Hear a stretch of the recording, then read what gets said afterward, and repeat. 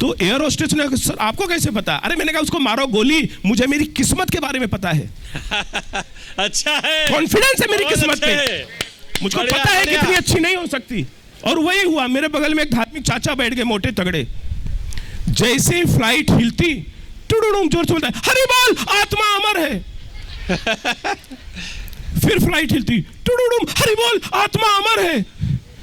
फिर फ्लाइट, टुडुडुम हरि बोल आत्मा अमर है। बगल में कड़कस आदमी था, चाचा बार बार आत्मा का नाम मतलब 2 बार हमारी आत्मा निकल के हमको देख चुकी है।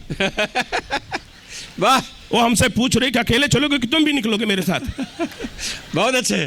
फिर फ्लाइट हिली, टुडुडुम हरि बोल। पीछे एक बनारस की भौजी थी, चाचा हम हरि की जगह रमेश का नाम ले ले। हाँ। हरि हमारे आदमी का नाम है। बहुत अच्छे, बहुत बढ़िया, बहुत बढ़िया सर, मजा आ रहा है। मैं किसी भी फ्लाइट में जाओ, बड़े प्यार से लोग बोलते हैं good morning, good evening. Air India में जाओ तो वहां की एयर होस्टेस एकदम नाराज खड़ूस मैथ की टीचर की तरह खड़ी रहती है। वो कुछ नहीं बोलती, हम बोलते हैं गुड आफ्टरनून मैडम। हाँ ठीक है मैडम। अगर कोई आदमी जाके टुडुम क्या है, पानी घर से पी के नहीं आते? टुडुम क्या है, जाना है, इतना पी के क्यों आते हो मैडम? एक मेरे चाचा हमेशा एयर इंडिया में सफर करते हैं। मैंने कहा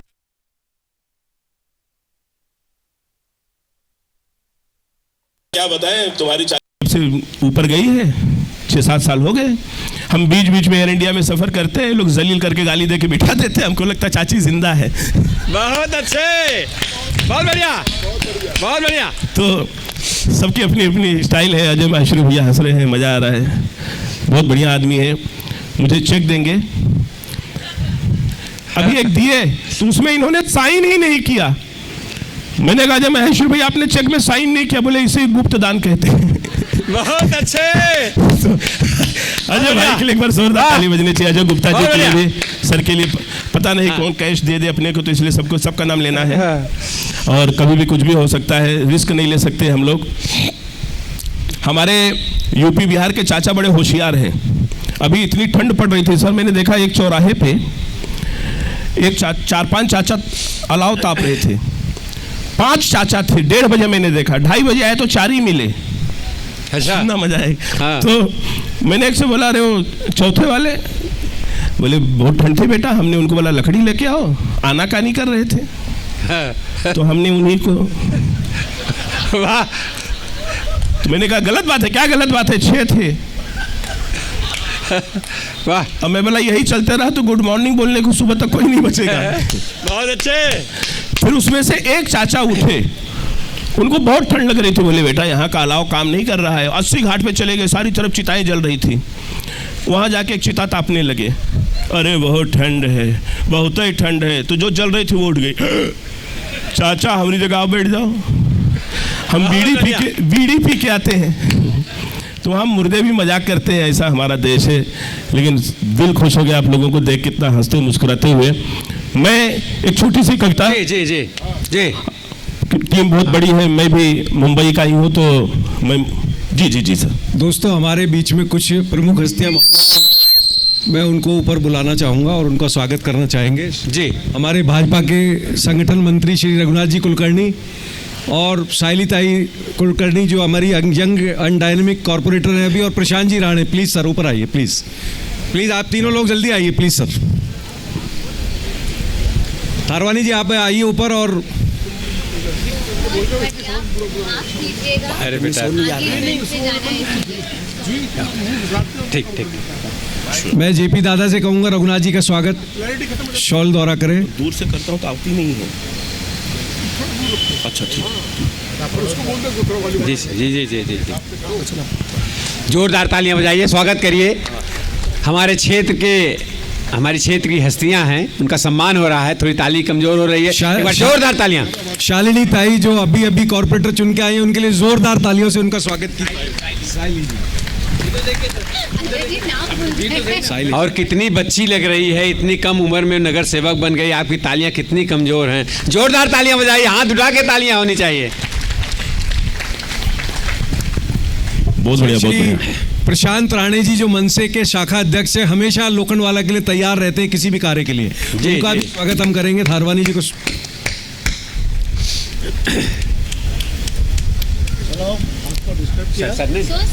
अरे नहीं, बहुत बढ़िया, धन्यवाद आप धन्यवाद। लोगों को। आप आए, ये बहुत बड़ी बात है। मेरी छोटी बहन के लिए एक बार जोरदार ताली बजाए। ये तो जीतेगी ही। चलिए, थैंक यू। बहुत बढ़िया। अगली बार हमें प्रचार में बुलाना। हाँ बोले उससे क्या होगा? बोले तुम्हारा तो नहीं, हमारा फायदा हो और क्या। हम भी तो अपना देखें। बहुत बढ़िया। सारे मुख्य अतिथियों का हम सम्मान करते हैं। और मैं एक छोटी सी कविता, जी, क्योंकि मुझे पता है कि अभी सही है ना दादा? हाँ, बोला। बहुत धन्यवाद। सही रास्ते पर अब आया। क्या है, हर आदमी को सुबह यही सोचकर उठता है कि किसी ढंग के आदमी का मुंह देखो, सारा दिन अच्छा जाए।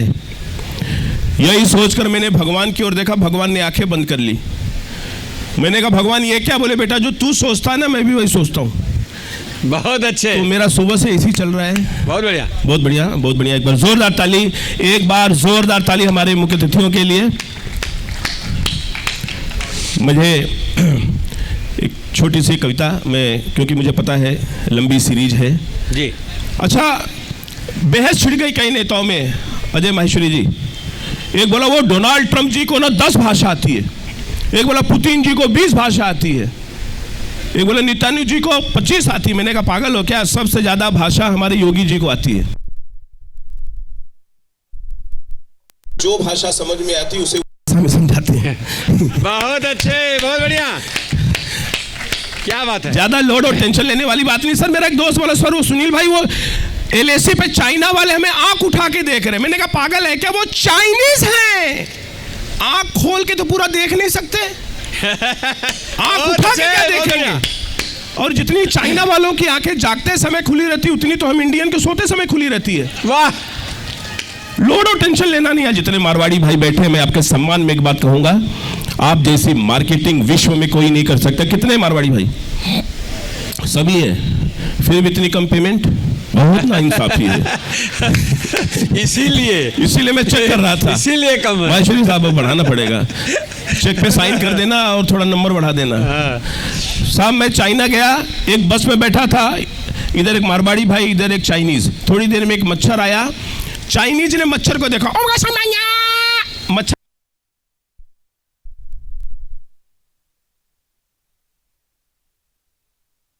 भाई ने मच्छर मारा और उसे बोला भाया खरीदेगा क्या?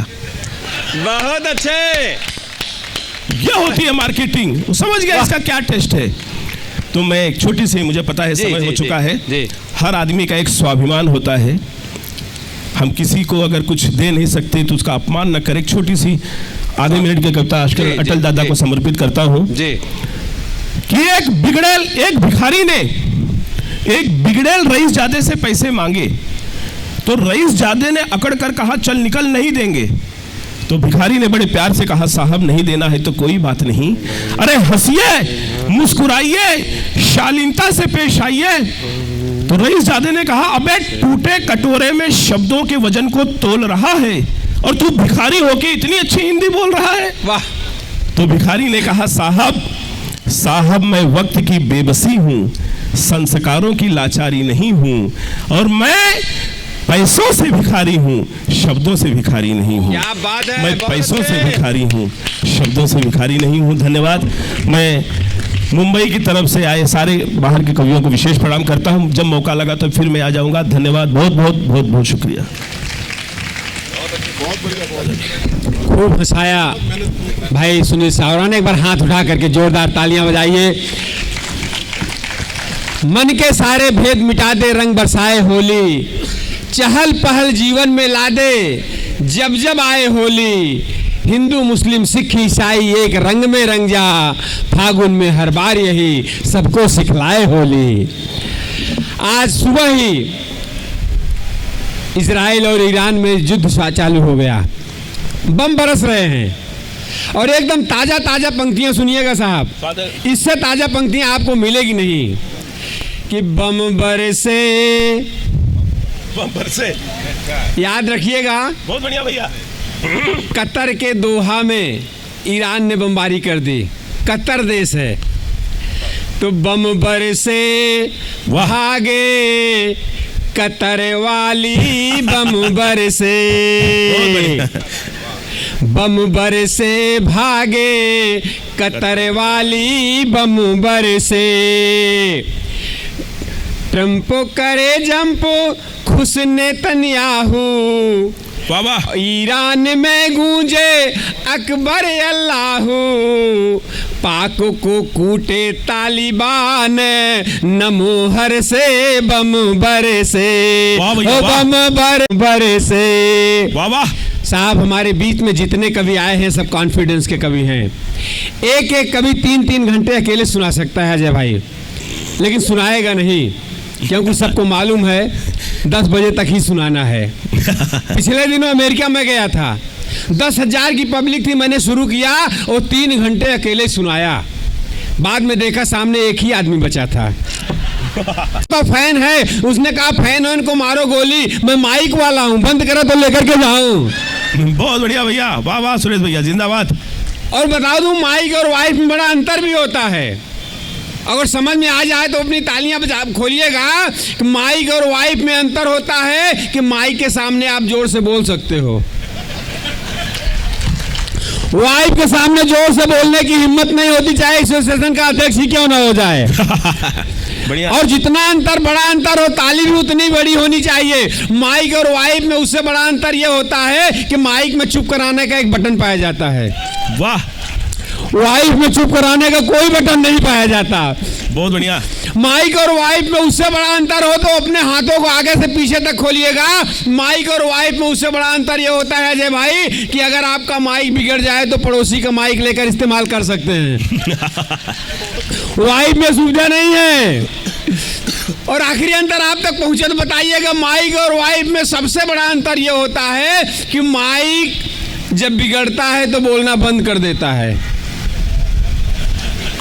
वाह वाह वाह भैया, और वाइफ जब बिगड़ती है तो शुरू हो जाते हैं। आप सबको प्रणाम करता हूँ। बहुत बढ़िया। मैं बुलाना चाहता हूँ कानपुर से आए हुए भाई हेमंत पांडे को। 2 पंक्तियां उनके साथ एक घटना घट गई, उसी से बुला रहा हूँ कि जितनी पीठी शाम को वो सब उतर गई। वाह, जितनी पीठी शाम को वो सब उतर गई, संवेदना के वो इनके पर उतर गई। गाड़ी में मिली थी, हेमंत भाई को प्यार हो गया और ये सो गए तो लेकर अटैची उतर गई। जोरदार तालियां भाई हेमंत पांडे जी के लिए। बहुत बढ़िया भैया, वाह वाह। हाँ हेमंत भाई,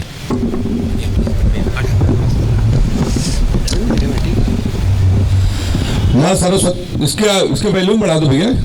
पिछली बार पेमेंट कम मिला था क्या इसमें? वॉल्यूम इसका बहुत कम है, और बढ़ा दो। ठीक है। माँ सरस्वती को प्रणाम करता हूँ, आप सभी लोगों को प्रणाम करता हूँ। आदरणीय अजय महेश्वरी जी का मैं आभारी हूँ, आपने मुझे इस कवि सम्मेलन में बुलाया। आदरणीय अटल जी बैठे हैं, व्यंग्य के सबसे बड़े नाम। हमारे भाई सुनील सांवरा जी हैं, दीदी हैं जिनको टीवी में मैंने बचपन में सुना था। हमारे बड़े भाई रमेश मुस्कान जी हैं। मेरा भी नंबर आया है, अजय जी का मैं बहुत आभार व्यक्त करता हूं, आपने मुझे बुलाया है। बहुत चिंतित थे इस कवि सम्मेलन को लेके जी। 40-50 फोन मुझे आप कर चुके थे। अजय महेश्वरी जी इस कवि सम्मेलन के लिए इतने ही चिंतित थे जितना आजकल मोदी जी नीतीश कुमार के लिए है। अच्छा है सर, सही बता रहा हूँ आपको, मोदी जी अपने पीए को रात में 3 बजे फोन करते हैं। हाँ। कहते कंफर्म करो नीतीश जी सोए कि नहीं सोए। अच्छा। जब वो बता देता। मिश्रा जी भी बहुत चिंतित थे। आज कवि सम्मेलन में जब माया सर इनको फोन कर रहा था, 2.5-3 घंटे फोन इनका इंगेज पिंगेज।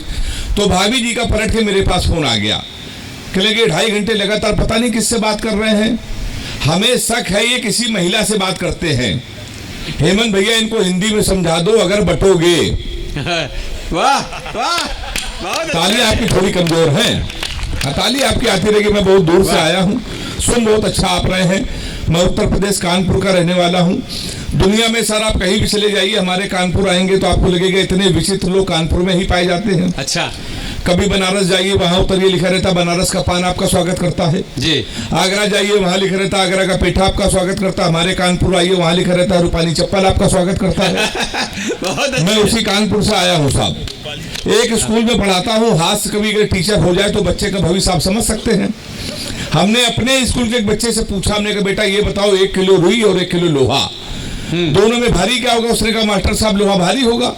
मैंने कहा बेवकूफ, मैं जो तुमसे कह रहा हूं कि 1 किलो रुई 1 किलो लोहा, जब दोनों 1 किलो है, रुई भी 1 किलो है, लोहा भी 1 किलो, तो लोहा कैसे भारी होगा? इसका जवाब सुनिएगा।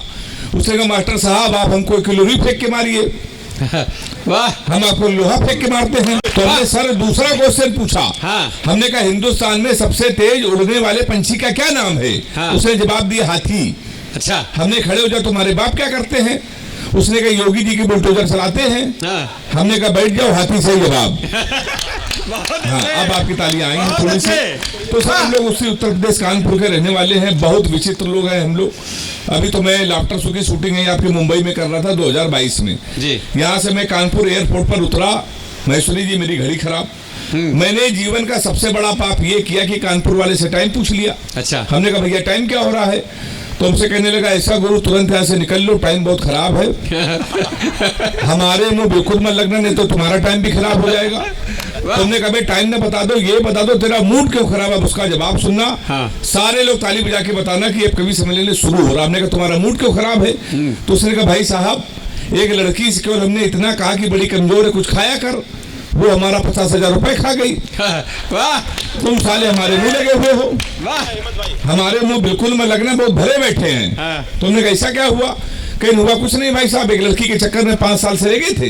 हम समझते थे हमसे प्यार करते, मुझसे प्यार करते हैं, हम उसको दुनिया की सबसे मर्यादित सबसे संस्कारित लड़की समझते थे। तुमने इसमें हुआ क्या? कहने का हुआ कुछ नहीं, हमारा नगर निगम का चुनाव चल रहा, उसको मिल गई है पार्षद की टिकट, पूरे शहर में होल्डिंग लगी है, युवा दिलों की धड़कन पुष्पा पाल। बहुत अच्छे। तुम हमसे टाइम पूछ रहे हो? हाँ। लोग तो नारा लगा रहे हैं, मोहर मारो तान के पुष्पा को पहचान के। कल एक लड़का कान में नारा लगा रहा है, इस बार हाथ उठा के ताली बजाना, लैया बड़ी करा दी है, पुष्पा पाल हमारी है। क्या बढ़िया, आप सुनने सब बड़ा अद्भुत है सर हमारा, सब सही बता रहा हूँ आपको। देखिए भी देश विदेश की बात हमारे सर कर रहे थे, हमारा सर उत्तर प्रदेश वीरता में नंबर 1 है। देखिए आप मुंबई के लोग हैं, आपका विकास होता है, हमारा विकास दुबे होता है। वाह, तो हम लोग वीरता में सबसे आगे हैं। अभी तो पाकिस्तान से युद्ध चल रहा था सर, हमारे कानपुर का एक सैनिक लड़ते लड़ते धोखे से रमेश भैया पाकिस्तान की सीमा के अंदर प्रवेश हो गया। अच्छा। अब आपने गदर फिल्म देखी होगी, अशरफ अली ने उसको पकड़ लिया और AK-47 लगाई, कहीं बोल लाहौर जिंदाबाद, तो उसने डर के मारे कहा लाहौर जिंदाबाद जी। उसने कहा बोल कराची जिंदाबाद, उसने कहा कराची जिंदाबाद। उसने कहा बोल पाकिस्तान जिंदाबाद, उसने कहा पाकिस्तान जिंदाबाद। उसने कहा बोल हिंदुस्तान मुर्दाबाद। अब हिंदुस्तान का आदमी कैसे बोल दो, बिल्कुल वो चुप। फिर अशरफ अली ने कहा फिर से बोल, लेकिन 47 लगा गोली मार देंगे। बोल पाकिस्तान जिंदाबाद, उसने कहा पाकिस्तान जिंदाबाद। बोल हिंदुस्तान मुर्दाबाद, बिल्कुल वो चुप। उसने कहा बोलोगे नहीं? उसने कहा सर हम आपके कान में बोलेंगे। तो हमारे कानपुर के सैनिक ने उसके कान में बोला। अब वो पाकिस्तान का सैनिक बोलने लगा हिंदुस्तान जिंदाबाद, पाकिस्तान मुर्दाबाद, हिंदुस्तान जिंदाबाद, पाकिस्तान मुर्दाबाद। अशरफ अली ने कहा भाई साहब इसने कान में क्या कह दिया? तो उसने कहा सरदार इसने कान में कहा है कि तुमको हम 1 महीने में 50 किलो आटा, बहुत अच्छे, 100 किलो चावल, 35 किलो टमाटर। तो एक बार जोरदार तालियां बजा के आप हिंदुस्तान जिंदाबाद बोल सकते हैं। बहुत बढ़िया। देखिए हमारे कुछ मेहमान भी आए हैं लगातार, इनको आगे की कुर्सियों में सर बैठा दीजिए। हाँ, आइए दीदी बैठिए। बहुत बढ़िया, आप सुन रहे हैं। मैं तो डरा हुआ था। देखिए महिलाएं इतने कवि सम्मेलन में, सर महेश्वरी जी पूरे देश में हम लोग जाते हैं, महिलाएं, भाभी जी अब बहुत अच्छी आप एंकरिंग कर रही थी, महिलाएं कवि सम्मेलन में कम आती हैं जी। लेकिन आज मैं मुंबई के इस कवि सम्मेलन देख रहा हूं कि महिलाओं की संख्या अधिक है। जितने भी पुरुष अपनी पत्नियों को कवि सम्मेलन में लेके आते हैं, मैं इनको सैल्यूट करता हूं। इनको कवि सम्मेलन में लेके आइए, चारों धाम की यात्राएं कराइए, इनके साथ कभी शॉपिंग मत करना, जीवन भर रोएंगे मैं रो रहा हूँ। अच्छा। महेश्वरी जी 3 दिन पहले हमारी पत्नी इनको शॉपिंग मॉल में ले गई। अच्छा। कल की रोज इस कवि सम्मेलन में, उस कवि सम्मेलन में, इस टीवी में, उस टीवी में, तुम्हें कुछ शॉपिंग करा दे। तो हमने कहा करा दो। उसने दुकान वाले को बुलाया, उसने भैया कुछ कपड़े लेके आओ। 10-12 शर्ट वो लेके आया। हमारी पत्नी ने हमसे पूछा नीली वाली शर्ट कैसी है।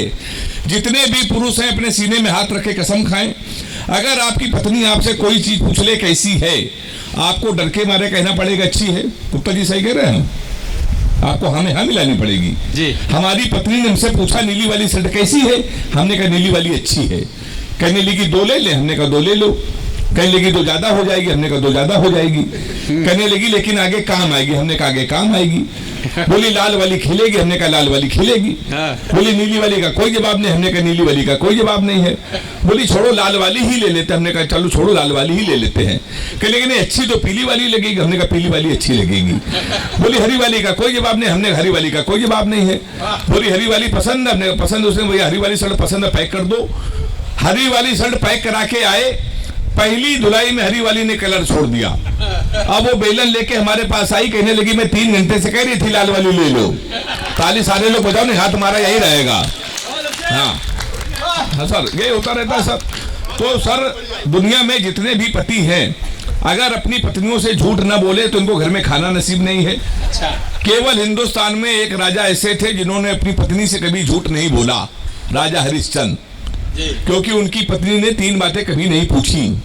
मैं कैसी लग रही हूं, फोन किसका था, कहां से आ रहे हो, आपसे भी नहीं पूछी जाएंगी। आप भी नहीं झूठ बोलोगे तो आप ताली बजा सकते हैं जोरदार।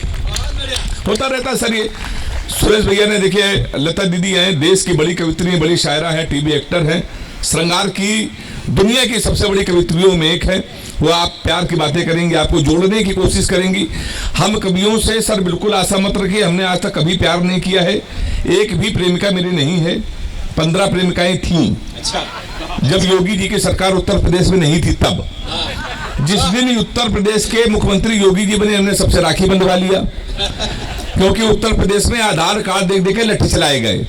तो सुनील सावरा जी ने हमसे पूछा कि भाई प्यार क्यों नहीं करते। मैंने इनको 4 लाइन सुनाई, आपको भी सुना रहे, अगर मजा आ जाए तो तालियों का हंगामा करके मुझे शुरू करना। मैंने 4 लाइन सुनाई कि एक फूल तुझे देने के लिए सस्ते में ले लिया, देखे ना कोई इसलिए बस्ते में ले लिया।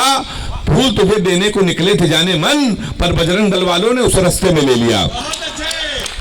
हाँ तो सर मैं बहुत दूर रहता हूँ प्यार मोहब्बत से, सही बता रहा हूँ आपको। गुरुजी आप किसी लड़की को गौर से देख लो तो कहेंगी देखो कैसे कुत्ते की तरह देख रहा है, ना देखो तो कहेंगी कुत्ता देख भी नहीं रहा है। हाँ ये वही लोग ताली बजा रहे हैं जिनकी भावनाएं हमसे मिलती हैं। तो सर मैं बहुत दूर रहता हूँ प्यार मोहब्बत से। आप इन्हें लड़कियों से कोई भी क्वेश्चन पूछ लिए, उतना उठपटांग जवाब देती हैं। हमने एक लड़की से पूछा, हमने कहा तुम्हारा फेवरेट कलर क्या है, हमसे कहने लगी स्टूपिड कहीं के, कोई मेच्योर क्वेश्चन नहीं पूछ सकते। तो हमने पूछा, हमने कहा 0.8 मिलीलीटर सल्फ्यूरिक एसिड को न्यूट्रलाइज करने के लिए कितने मोल बाइकार्बोनेट की जरूरत पड़ेगी। तब उसने बताया हमारा फेवरेट कलर पिंक है। ताली जोरदार बजाइए। हाँ ये दादा ताली बजा। सर मैं बहुत दूर रहता हूँ। मैं तो रमेश मुस्कान जी के बगल में बैठा, हमारे बड़े भाई हैं। कहले हेमंत नाम में कुछ नहीं रखा, नाम में कुछ नहीं रखा। सर ये बिल्कुल सही कह रहे थे, नाम में कुछ नहीं रखा। मुस्कान नाम था उसका, हमारा नुकसान करके चली गई। फिर हम रोशनी नाम की लड़की में शिफ्ट हुए। 2.5 साल उसने भी वो अंधेरे में रखा। लोग सही कहते नाम कुछ नहीं रखे। लड़कियों को देखिए, ये अपने बॉयफ्रेंड का नाम मोबाइल में सेव करती है, my honey baby, my sweetheart, my जानू, माई डार्लिंग। इन बेचारे लड़कों को देखिए, ये लड़कियों का नाम मोबाइल में सेव करते हैं, पप्पू हलवाई, राशि प्लम्बर, मुन्ना हवलदार। ताली बजाइए हाथ उठा के जोरदार। तो ये सर अक्सर होता रहता है। अभी मैं दुबई गया, एक शो होता है अंदाजे में माइक, वास्तव में बहुत ही खराब है, लेकिन उसके बाद भी हम लोग पढ़ ले जा रहे हैं, ये ईश्वर की कृपा ही है। तो सर मैं भी दुबई गया 2 साल पहले। तो हमारी वाली ने उनको फोन किया, कहने लगी कहाँ हो, हमने कहा दुबई में है। कहने लगी कि दुबई में अगर हो तो हमारे लिए सोने की चैन ले आना। तो हमने कहा किस खुशी में। कहने लगी एक तो दुबई में सोना सस्ता है, जीवन भर में तुमको याद करती रहूंगी। तो हमने कहा पगली हम चैन नहीं लाएंगे फिर भी याद करती रहोगी। उसने पूछा कैसे। हमने कहा जीवन भर सोचोगी, हरामखोर से पहली बार कुछ लाने को कहा था। बहुत अच्छे। ये वहां से भी खाली आया चला आया है। तो सर हमारी आदत तो ये कि एक एक प्रेमिका को बांट कर ले गए। माइक जरूर खराब है लेकिन आपकी तालियां खराब नहीं है। माइक खराब होने के बाद भी आपका रिस्पांस बहुत अच्छा आ रहा है कि एक एक प्रेमिका को बांट कर ले गए। जो नहीं माना उसे डांट कर ले गए। जिस पेड़ पे बांधा था मोहब्बत का धागा, नगर निगम वाले उसे भी काट कर ले गए। बहुत अच्छे। हमारे साथ अक्सर होता रहता है सर। तो सर हम इतनी बार धोखा खा चुके हैं। अच्छा महिलाओं से सर सही बच सकते, धनिया लेने जाती हैं, रेट पूछती है मिर्चे का, अच्छा देखती हैं लौकी, कद्दू पे हाथ रखती हैं, कटहल लेके चली जाती हैं। ठीक उसी तरीके से लड़कियां होती हैं। देखती हैं सुनील सावरा को, नंबर लेंगे अटल जी का, बात करेंगे हमसे, सेट हो जाएंगे रमेश मुस्कान जी से। हाँ तो तालियां बजा सकते हैं जोरदार। ऐसा ही होता रहता है सर। तो हम लोग प्यार मोह से सब बहुत दूर रहते हैं। हमसे लोग पूछते हैं, सुनील भाई हमसे कह रहे यार जब आते हो कब तमाम बार तुम्हें सुना है, ये प्यार मोहब्बत से दूर क्यों रहे? तो सर आज वो मैं राज खोल रहा हूँ। मेरा कानपुर का दोस्त है, मेरा टिकटॉक पर, व्हाट्सएप पे, लैपटॉप पे बहुत ही वायरल हुआ। मेरा एक बचपन का दोस्त है सर, उसने हमको लव स्टोरी सुनाई थी रोते रोते। गुरुजी हमने रोते रोते लव स्टोरी सुनी थी, तब से हमने कसम खा ली न प्यार करेंगे न किसी को प्यार करने देंगे। वो लव स्टोरी पूरे मुंबई को सुना दे रहे हैं। मेरा चैलेंज है, मेरी लव स्टोरी सुनने के बाद अगर हिम्मत हो तो प्यार करके दिखा देना। जी। मेरी लव स्टोरी कुछ इस तरीके की है, जब हम 3 साल के थे तब वो पैदा हुई थी। अच्छा। हम कक्षा 2 में आए, वो केजी में आई। हम 5 में आए, वो 4 में आई। हम हाई स्कूल में, वो 9th में आई। हम इंटर में आए, वो फर्स्ट ईयर में आई। फिर हम IIT की तैयारी करने लगे। इंटर के बाद तो ITI है तो IIT। हम IIT की तैयारी करने लगे। हम IIT की तैयारी कर रहे थे, वो फर्स्ट ईयर में आ गई। हम IIT की तैयारी कर रहे थे, वो इंटर में आ गई। हम IIT की तैयारी कर रहे थे, वो BA में आ गई। हम IIT की तैयारी कर रहे थे, वो MA में आ गई। हम IIT की तैयारी कर रहे थे, उसने B.Ed कर लिया। हम IIT की तैयारी कर रहे थे, उसने M.Ed कर लिया। हम IIT की तैयारी कर रहे थे, उसने MPhil कर ली। हम IIT की तैयारी कर रहे तो उसने PhD कर ली। हम IIT की तैयारी करें तो प्रोफेसर बन गई। शनिवार को उसकी शादी, इतवार को हमारा IIT का पेपर है। हाथ उठा के बजाओ ताली जोरदार एक बार। बहुत बढ़िया सुनने सर। हमारे सर अक्सर होता रहता है सर, ये लड़कियां बड़ी इमोशनल होती हैं, बड़ी इमोशनल होती, कभी कभी बड़ी लाड़ में आ जाती हैं। अच्छा। एक बार हमारी वाली लाड़ में आ गई। अच्छा। कह लगी सो रहे हो तो सपने भेजो, अच्छा। जाग रहे हो तो यादें भेजो, मुस्कुरा रहे हो तो हंसी भेजो। हमने कहा लोटा लेके खेत में बैठे क्या भेज दें? ये हमारे साथ होता रहता है सर। एक दिन उसने हमको फोन किया, हम तुम एक कमरे में बंद हो और चाबी खो जाए। हमने क्या दिमाग से हिल गई, अगर धोखे से चाबी कहीं तेरे बाप को मिल गई तो प्यार क्या होता है बताएंगे, रात भर तक मंचे पे डिस्को कराएंगे। तो हमारा प्यार सर इसी तरीके होता है। देखिए सुनील सावरा जी बता रहे थे डॉक्टरों के ऊपर। सर हमारा कभी कानपुर आइए तो आपको लगेगा सबसे अद्भुत डॉक्टर अगर पूरी दुनिया में कहीं है, हमारे कानपुर के हैं। रमेश भैया, हम अभी एक डॉक्टर के पास गए कानपुर के। हमने कहा डॉक्टर साहब क्या रेट है? कहने लगे पांडे पहले दिन कोई आता है तो 300 रुपए, दूसरे दिन आता है तो फ्री। अच्छा। तो हमने कहा डॉक्टर साहब हम दूसरे दिन ही आए हैं। तो डॉक्टर कहने लगा जो हमने पहले दिन दवाई लिखी थी बेटा उसी को कंटिन्यू रखो। बहुत अच्छे। ये हमारे सर कानपुर के डॉक्टर हैं। मैं सुनी जी हमारे पेट में दर्द हुआ, हम कानपुर के डॉक्टर के पास चले गए। हमने डॉक्टर साहब दवाई लिख दो। डॉक्टर साहब ने 3-4 दवाई लिखी। 1 घंटे बाद हम डॉक्टर के पास गए। हमने डॉक्टर साहब जो 4 दवाई लिखी है, 3 दवाई तो मिल रही है, चौथी वाली दवाई क्यों नहीं मिली? वो डॉक्टर कानपुर का कहने लगा पांडे चौथी वाली दवाई नहीं थी, हमारे पिन की रिफिल खत्म हो गई थी। हम चला के देख रहे थे चलेगी कि नहीं चलेगी। तुमने कहा डॉक्टर साहब तुम्हारे चक्कर में पूरे कानपुर का परिक्रमा हो गया। अब वहां के मेडिकल स्टोर वाले और बड़े वाले एक कहने लगा पांडे आज ये दवा खत्म हो तो कल मंगा दे।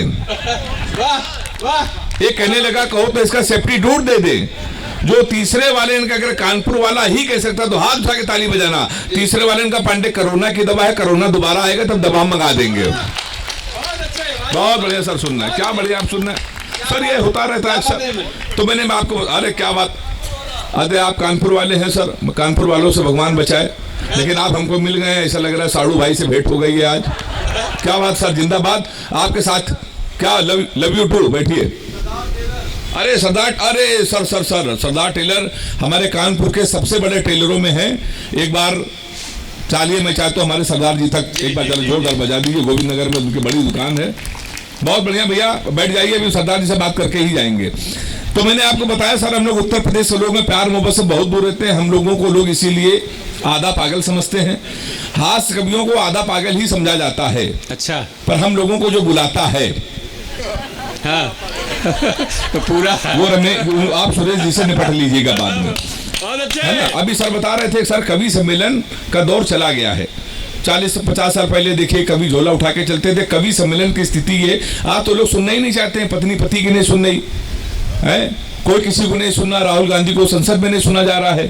आप हम कवियों को बैठकर सुनना ही बड़ी बात है। एक चुटकुला आपने सुना होगा, 2 आदमी यात्राएं कर रहे थे। एक आदमी ने सामने वाले को टटोल के पूछा भाई साहब आप क्या करते हैं? तो उसने कहा मैं कवि। उसने कहा आप? उसने कहा मैं बहरा। ये चुटकुला मैंने आपको इसलिए सुनाया कि मेरे साथ सर दूसरी घटना घटी जी। सुनील भैया, एक आदमी सामने बैठा था काला चश्मा लगा के बस में। उसने हमको टटोल के देखा। उसने कहा आप कौन? मैंने कहा मैं राष्ट्रीय कवि लाफ्टर फेम हेमंत पांडे। हमने कहा आप कौन? उसने कहा मैं अंधा। हमने कहा तुम्हारा जवाब गलत, तो तुम्हें कहना चाहिए बहरा। उसने कहा हमारा जवाब बिल्कुल सही है, मैं अंधा हूं, मैं तुम्हारी शक्ल तक नहीं देखना चाहता। हम कवियों की शकल भी देख रहे हो, ताली भी बजा रहे, एक बार जोरदार बजाइए ताली एक बार। बहुत बढ़िया सर, ये अक्सर होता रहता हम लोगों के साथ। सर हम लोगों को गंभीरता से नहीं लेता, वास्तव में लोग आधा पागल समझते हैं। हमारी तमाम बार आई हुई शादियां इसलिए कैंसिल हो जाती हैं क्योंकि हम लोग हाथ से कवि, हमारी ये तमाम बार शादियां कैंसिल हुई तो एक दिन शादी फाइनल हो गई। मैं कानपुर में रहता हूँ, 80 किलोमीटर रह गई लखनऊ में लड़की पिताजी देख के आए होंगे, कहने को सुबह 11 बजे तैयार हो जाना, होने वाली लड़की को देखने चलना है। हम 11 बजे सूट वूट पहन के तैयार, होने वाली पत्नी को देखने जाना था। 11:15 बजे पिताजी का फोन आ गया, कहने बेटा हम नहीं जा पाएंगे, ऑफिस में हमको काम आ गया है, अकेले जाओ, लड़की देखो, शादी फाइनल। एक बात याद रखना, ब्राह्मण घर में पैदा हुए हो बेटा, ये घर की परंपरा है, पहली बार जब किसी के घर जाते हैं खाली हाथ नहीं जाते हैं जी, कुछ लेके जाते, कुछ लेके चले जाना।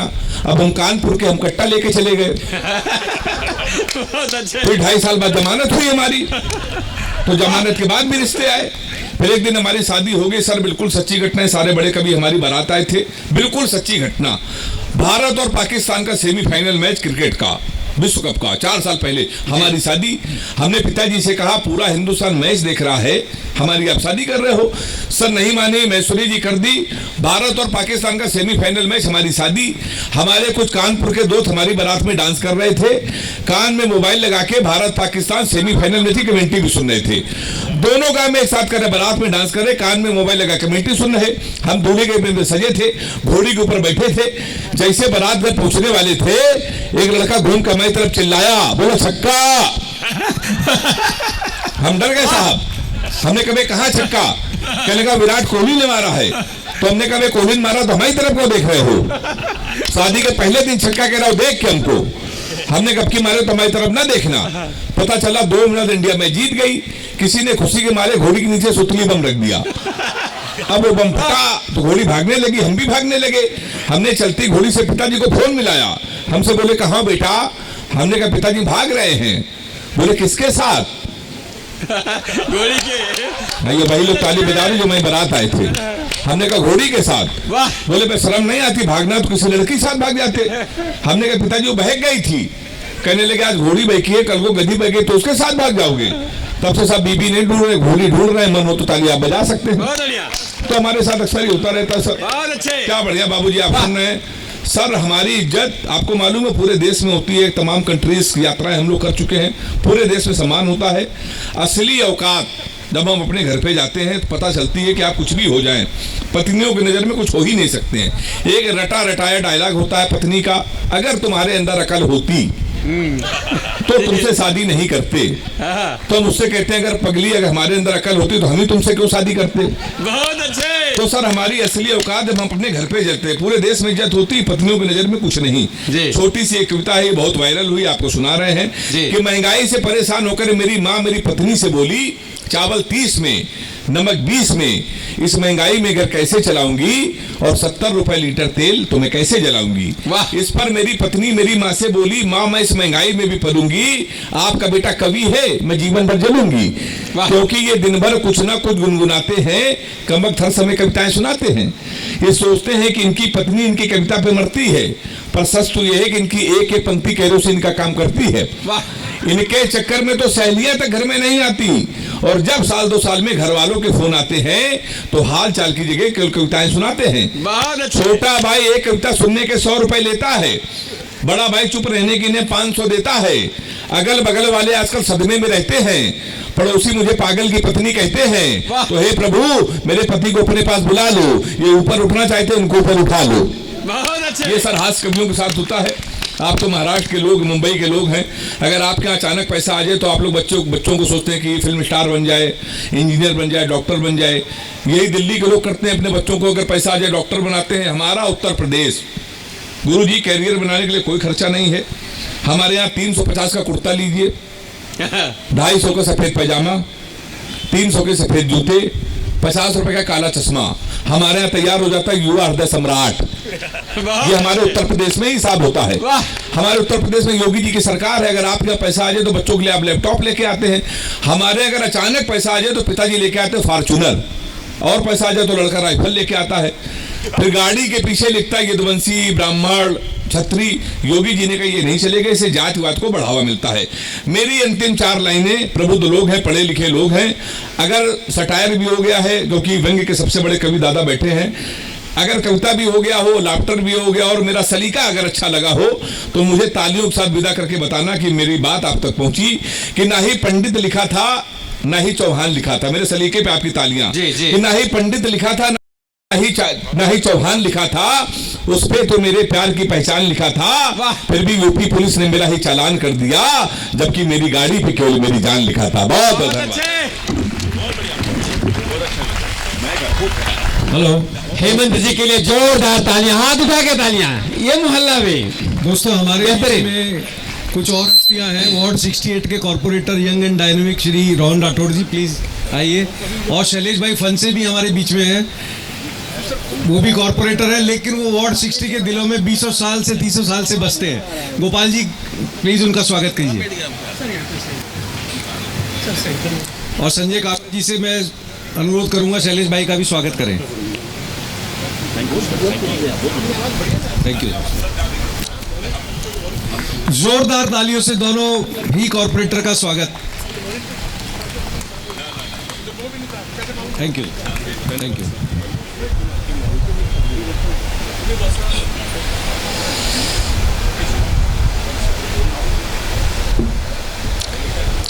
अब हम अपनी वाली शुरू करें। कविता बिना कविता की क्या है दुनिया में साहब। चलिए, मेहमानों का स्वागत हो गया। अब रस परिवर्तन करना जरूरी हो गया है। अब रस परिवर्तन करना जरूरी हो गया है, किसी नारी स्वर का गुनगुनाना जरूरी हो गया है। उठो लता हया, तुम्हें माइक पर आना जरूरी हो गया है। 2 पंक्तियों में कि सबका प्यार पाना चाहती है, गजल विस्तार पाना चाहती है। सबका प्यार पाना चाहती है, गजल विस्तार पाना चाहती है। गजल को मिल गया मक्का मदीना, अब गजल हरिद्वार पाना चाहती है। जोरदार तालियां हरिद्वार लेकर आ रही हैं लता हया जी। बहुत बढ़िया भैया। इसकी आवाजें नहीं तेज कर रहा है, बोलने के बाद सुनता ही नहीं। क्योंकि होली का कार्यक्रम है। 4 पंक्तियां कहना चाहूंगी, और ये शायद हकीकत भी आप भी मानते होंगे कि बचपन में खेली थी होली, बचपन में खेली थी होली, अब काहे की होली बोली। वाह, बचपन में खेली थी होली, अब काहे की होली बोली। ना वो रिश्ते ना वो सखियां, ना वो रिश्ते ना वो सखियां, ना ही उस जैसा हमजोली, ना ही उस जैसा हम। बहुत अच्छे, बहुत बढ़िया। लेकिन फिर भी क्योंकि बहरहाल होली का त्यौहार है, तो कहना चाहूंगी कि होली भी रमज़ान भी है, होली भी रमज़ान भी है, भारत हिंदुस्तान ही है। होली भी रमज़ान भी है, भारत हिंदुस्तान ही है। हिंदू मुस्लिम सिख ईसाई पहले एक इंसान ही है। बहुत अच्छे, बहुत बढ़िया ही है, पहले एक इंसान ही है। वाह। हर त्योहार जो है वो मोहब्बत का पैगाम देता है, चाहे वो रमज़ान हो, होली हो, ईद हो, दिवाली हो। यहाँ पे राजस्थानी बैठे हैं। अभी जैसा कि मुझे पता चला, अगर पहले मालूम होता तो मुझे, सुरेश जी, पहले मालूम होता तो मैंने राजस्थानी भाषा पे एक गीत लिखा जो वीनस ने रिलीज़ किया है, तो लेकिन बिल्कुल भी याद नहीं, बिल्कुल याद नहीं है। मैं लेके, बिल्कुल भी अगर पता होता तो मैं लेके आती, लिखा हुआ। लेकिन मैं 4 पंक्तियाँ आप तक पहुँचाना चाहूँ, क्योंकि मैं मारवाड़न हूँ। अब सुनिएगा, सुनिएगा। जो चुप करवार, इन्होंने बनिया बनिया गिना दिया कि वो मच्छर भी बेच देंगे। सुनिएगा, जो लेकिन एक तारीफ और है जी। जो चुप करवार करता है वो दहशिस्तानी होता है। वाह। जो गलती माफ करता है वो हिंदुस्तानी होता है। वाह। मगर इसमें नहीं है झूठ ना कोई तरफदारी, मगर इसमें नहीं है झूठ ना कोई तरफदारी। जो सच्चा प्यार करता है वो राजस्थानी होता है, जो सच्चा प्यार करता है वो राजस्थानी होता है। और देखिए, बहुत औरतों के लिए अभी हमारे ऐसे तो भाई हैं, बहुत कुछ पत्नियों पे औरतों के लिए बहुत कुछ कह रहे थे, और यही कवि जब महिला दिवस पर सुनाने आएंगे अपनी कविताएं तो ऐसा बयान करेंगे, गुणगान करेंगे, पत्नियों की तारीफ करेंगे, बेटी की तारीफ करेंगे, गर्लफ्रेंड की तारीफ करेंगे।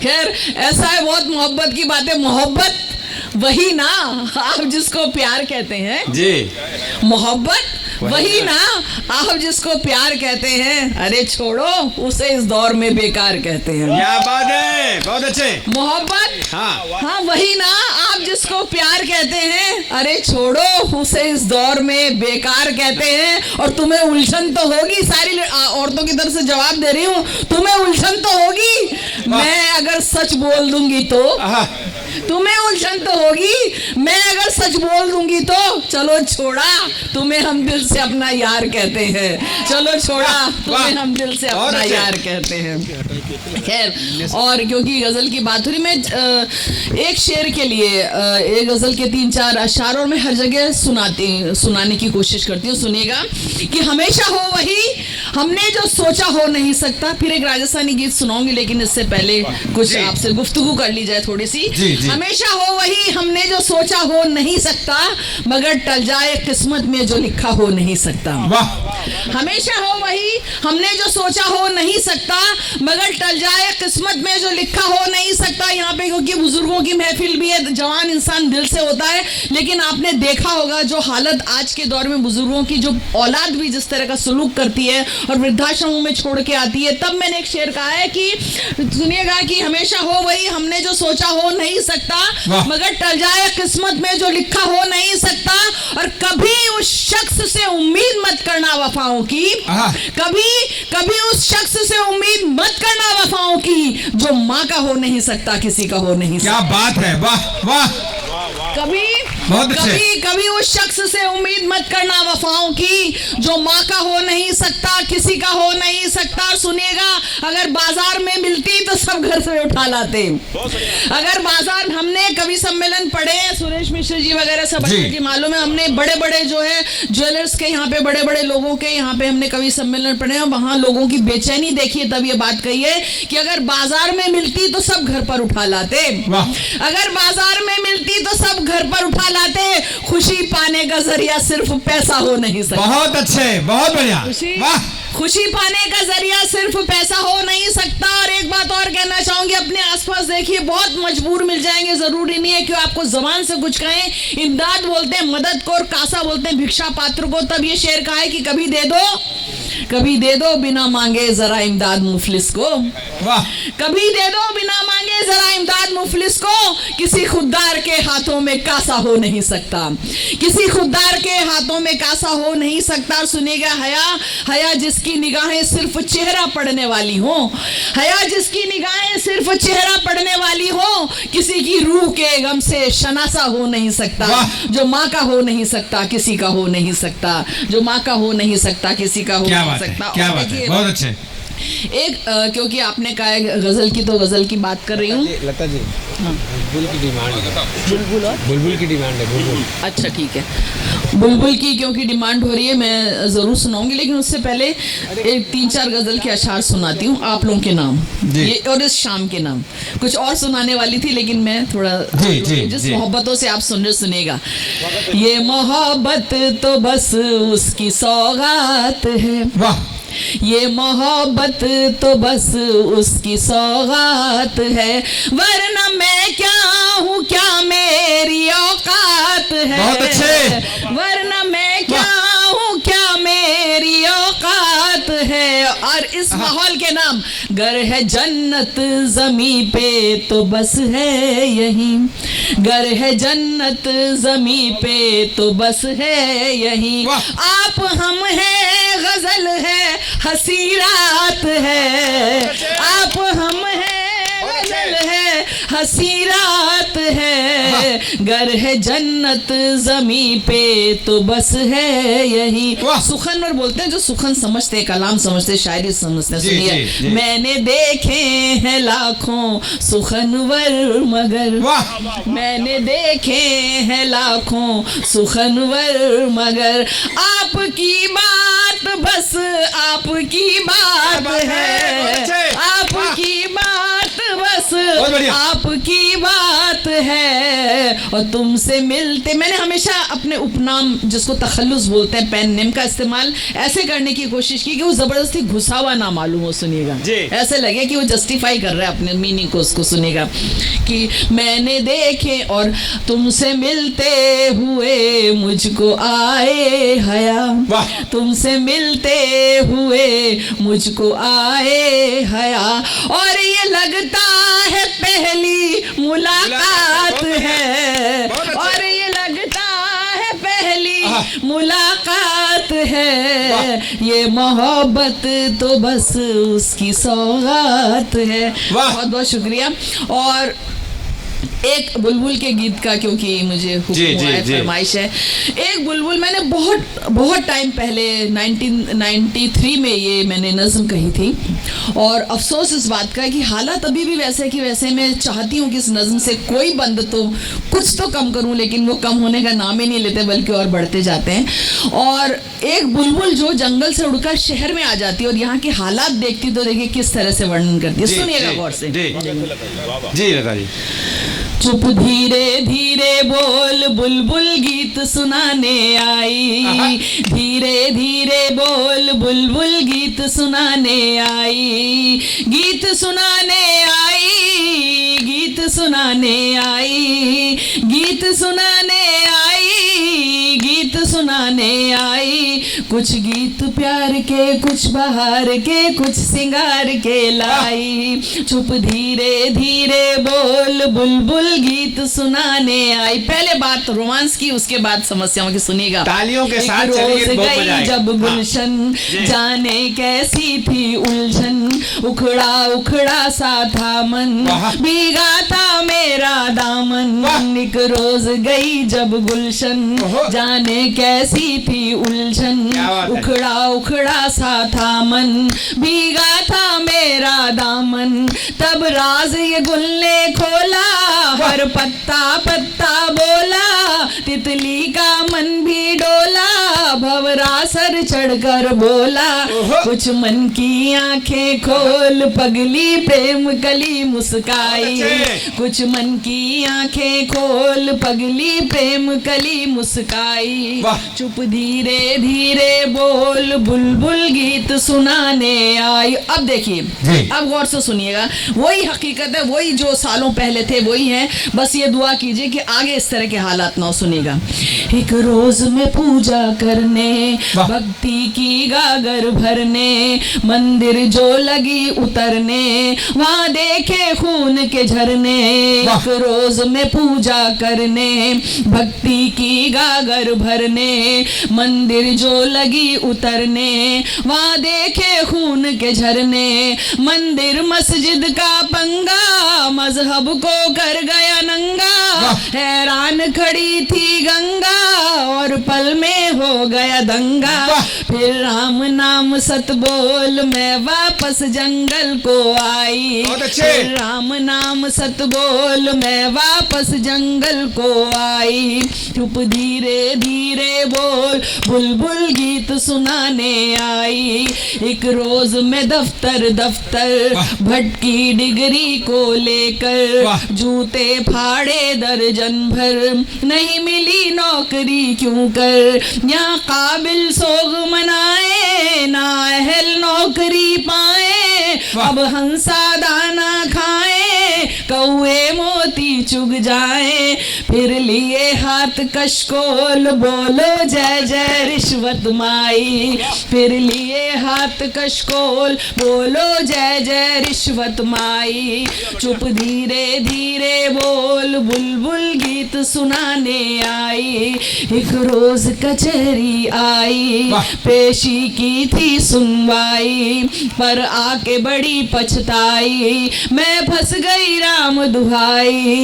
इंसाफ वही पाता है, कुर्सी जिनकी माता है, चलता जिनका खाता है, या गुंडा बन जाता है। सब गोलमाल है गोल जब कातिल हो मुंसिफ भाई, सब गोलमाल है गोल जब कातिल हो मुंसिफ भाई। चुप धीरे धीरे बोल बुलबुल गीत सुनाने आए। सुनिए, एक कानपुर वाले खास तौर से सुने जी, हाँ। कानपुर वाले, एक रोज में नेता बनने, हाँ चली इलेक्शन लड़ने, हर जुल्म सितम से अड़ने, जनता की सेवा करने, पर मुझ में कमी थी थोड़ी, कोई पैसा पास न कौड़ी, कोई खून किया नहीं चोरी, भाई टिकट नहीं था सॉरी।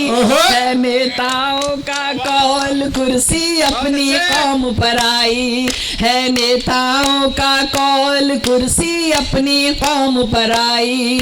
चुप धीरे धीरे बोल बुलबुल गीत सुनाने आई। और ये भी आप लोगों से वादा लेना चाहती हूँ कि ये जो बुराई है ना, ये यहाँ पे भी और अभी गाँव में भी और हमारे राजस्थानियों में भी है। मैं इस बात को मैं राजस्थानी होकर भी इस बात को मान रही हूँ। दहेज जो है बहुत बड़ी समस्या, तो कहने की कोशिश है। एक रोज मेरे घर वाले बिन देखे और बिन भाले ले आए लड़के वाले, कुछ अकड़े कुछ नखराले, लड़का हो काना काला, लड़की पर चाहे आला, मांगे रुपयों की माला, उफ क्या गड़बड़ घोटाला। यहाँ रिश्तों का भी मोल इस बाजार में है महंगाई, यहाँ रिश्तों का भी मोल इस बाजार में है महंगाई।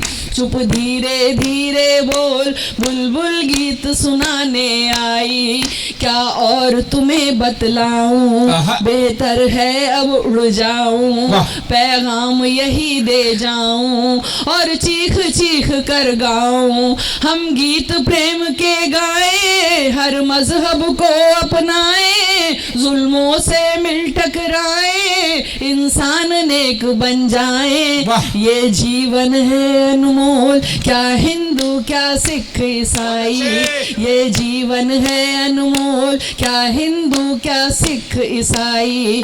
चुप धीरे धीरे बोल बुलबुल गीत सुनाने आई।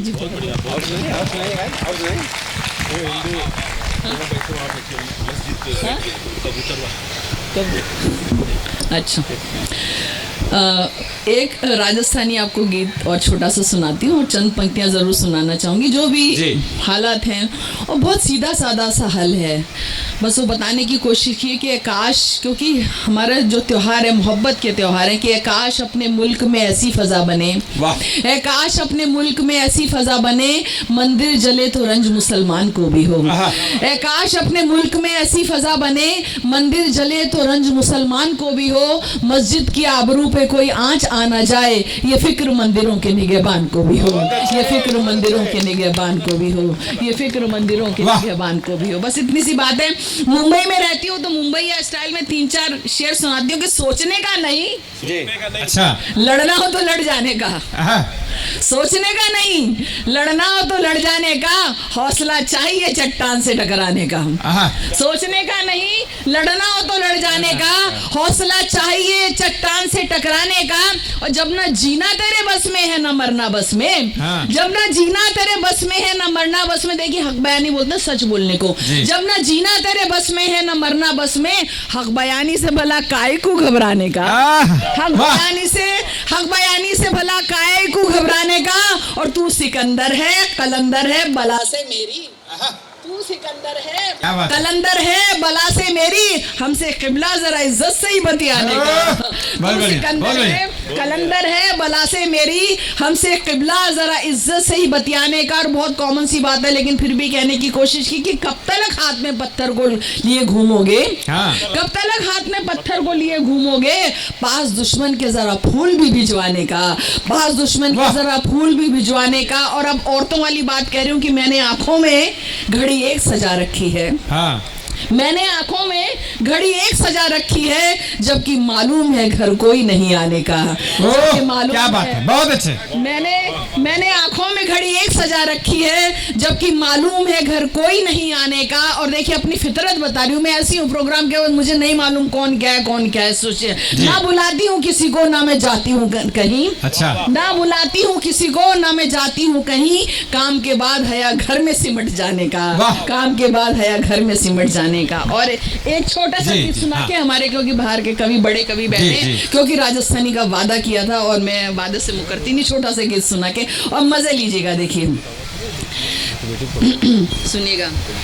कई गीत सजा मारे हिवड़ा में तने सुना बाई। हमारे राजस्थान की बोली थोड़ी थोड़ी दूर में बदलती, कहीं छू हो जाती, कहीं सू हो जाती, कहीं हो जाती है।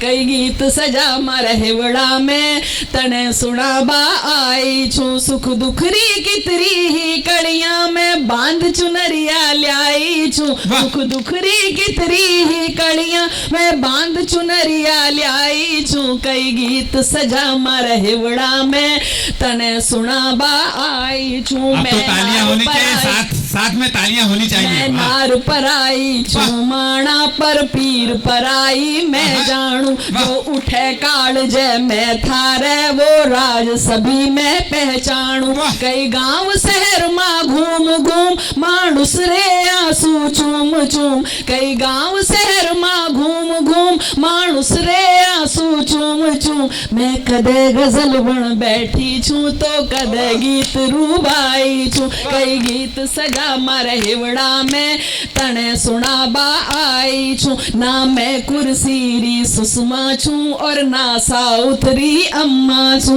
ना राजनीति री मैं माया, ना सन्यासिन मारी काया। मन समझो भारत री नारी पण घटरी चंचल पणिहारी। मन समझो भारत री नारी पण घटरी चंचल पणिहारी। मैं माँ बेटी भेड़ा भाभी बीवी और फकत लुगाई छू। कई गीत सजा मारे हिवड़ा में तने सुना बाई छू। अभिनेत्री कवित्री का फर्क बता रही हूँ, हालांकि दोनों ही मेरे प्रोफेशन, फिर भी सुनेगा। मैं सीधी सादी कवियत्री ना जानू मने तू अभिनेत्री। मारी कछुआ चाल बड़ी भाया रवे मंजिल दूर भरे कितरी। नहीं दौलत खातर बिक जाऊं, नहीं शोहरत लारे मिट जाऊं। नहीं दौलत खातर बिक जाऊं, नहीं शोहरत लारे मिट जाऊं। नहीं मारो आंचल ढड़के गोले आज कसम या खाई। कई गीत सजा मारे हिवड़ा में तने सुना बाई छू। गर तू मुंबई रो वासी छे तो मैं भी छू राजस्थानी। गर मीठी थारी बोली छे तो मारी भी मिसरी वाणी। मैं झूठ कदे ना बोलूंगी, जीवन में विष ना घोलूंगी। मैं झूठ कदे ना बोलूंगी, जीवन में विष ना घोलूंगी। मैं अपनी भाषा बोलूंगी, मैं हिंदी री परछाई छू। कई गीत सजा मारे हिवड़ा में तने सुना बाई छू। लता हया जी के लिए जोरदार तालियां होनी चाहिए। दोस्तों हमारे बीच में नॉर्थ वेस्ट मुंबई की प्रेसिडेंट, कांग्रेस प्रेसिडेंट भावना जैन जी, मैं उनसे अनुरोध करूंगा कि आप आइए। और ग्लैडिस श्रेयान को रिक्वेस्ट है कि जनरल सेक्रेटरी हमारी, उनका स्वागत शॉल से करें। जोरदार तालियों से उनका स्वागत करें। एक बेटी का स्वागत कर रही है चार पंक्तियों के साथ में कि दरवाजे पर खाली पट्टियां अच्छी नहीं लगती, उजड़ी हुई बस्तियां अच्छी नहीं लगती। उन्हें अपने माँ के चरणों में जन्नत कैसे मिलेगी जिन्हें अपने घर में बच्चियां अच्छी नहीं लगती। जोरदार तालियां। हमारे बीच में व्यापारी मंडल के प्रेसिडेंट बाबू भाई भी हैं, उनके लिए भी जोरदार तालियां। बाबू भाई भी हमारे व्यापारी मंडल के प्रेसिडेंट हैं, उनका भी स्वागत करते हैं। अभी आप राजस्थानी में गीत सुन रहे थे। मैं तो कहता हूं कि खिला हो फूल तो डाली भी भली लगती है। खिला हो फूल तो डाली भी भली लगती है, और सूरत अच्छी हो तो काली भी भली लगती है। और बोल तो अच्छे लगते हैं हर भाषा के, अगर मारवाड़ी में हो तो गाली भी भली लगती है। एक बार जोरदार तालियां लता जी के लिए। मैं आगरा से पधारे हुए भाई रमेश मुस्कान को इन 4 पंक्तियों के साथ मैं आमंत्रित करता हूं कि आंसू को मुस्कान बना दे हे भगवान, आंसू को मुस्कान बना दे हे भगवान, मुस्काना आसान बना दे हे भगवान, जाति धर्म ना छुआछूत का चक्कर हो ऐसा हिंदुस्तान बना दे हे भगवान। जोरदार तालियां भाई रमेश मुस्कान के लिए।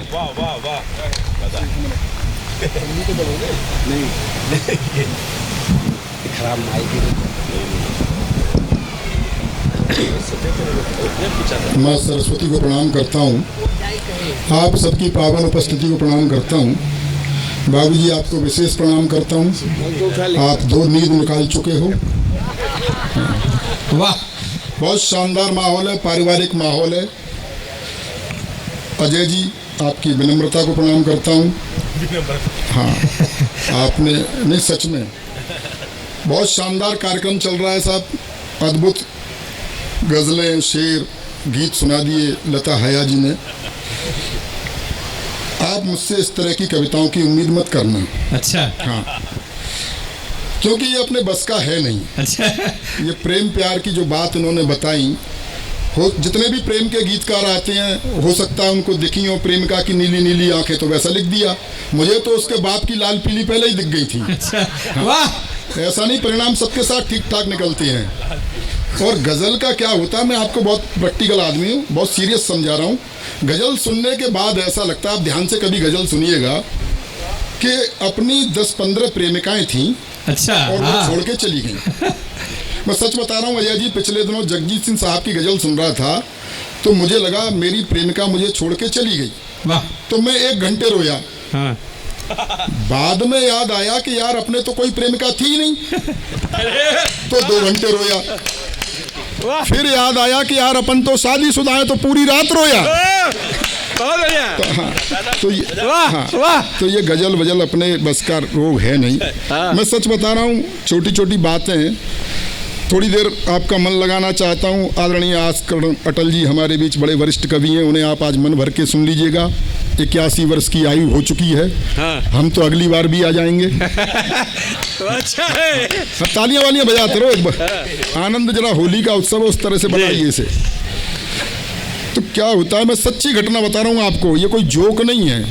पता नहीं होता आदमी किस मानसिकता में बैठा है। कुछ लोग प्रोटोकॉल में बैठे होंगे, कुछ लोग इसलिए आए होंगे, जो दूसरे लोग होंगे कि देख के आओ इस बार जो चुने हैं हमने वो करा क्या रहे हैं जी। हाँ, तो इस तरह से भी होता है। तो आप थोड़े मस्ती में रहिएगा।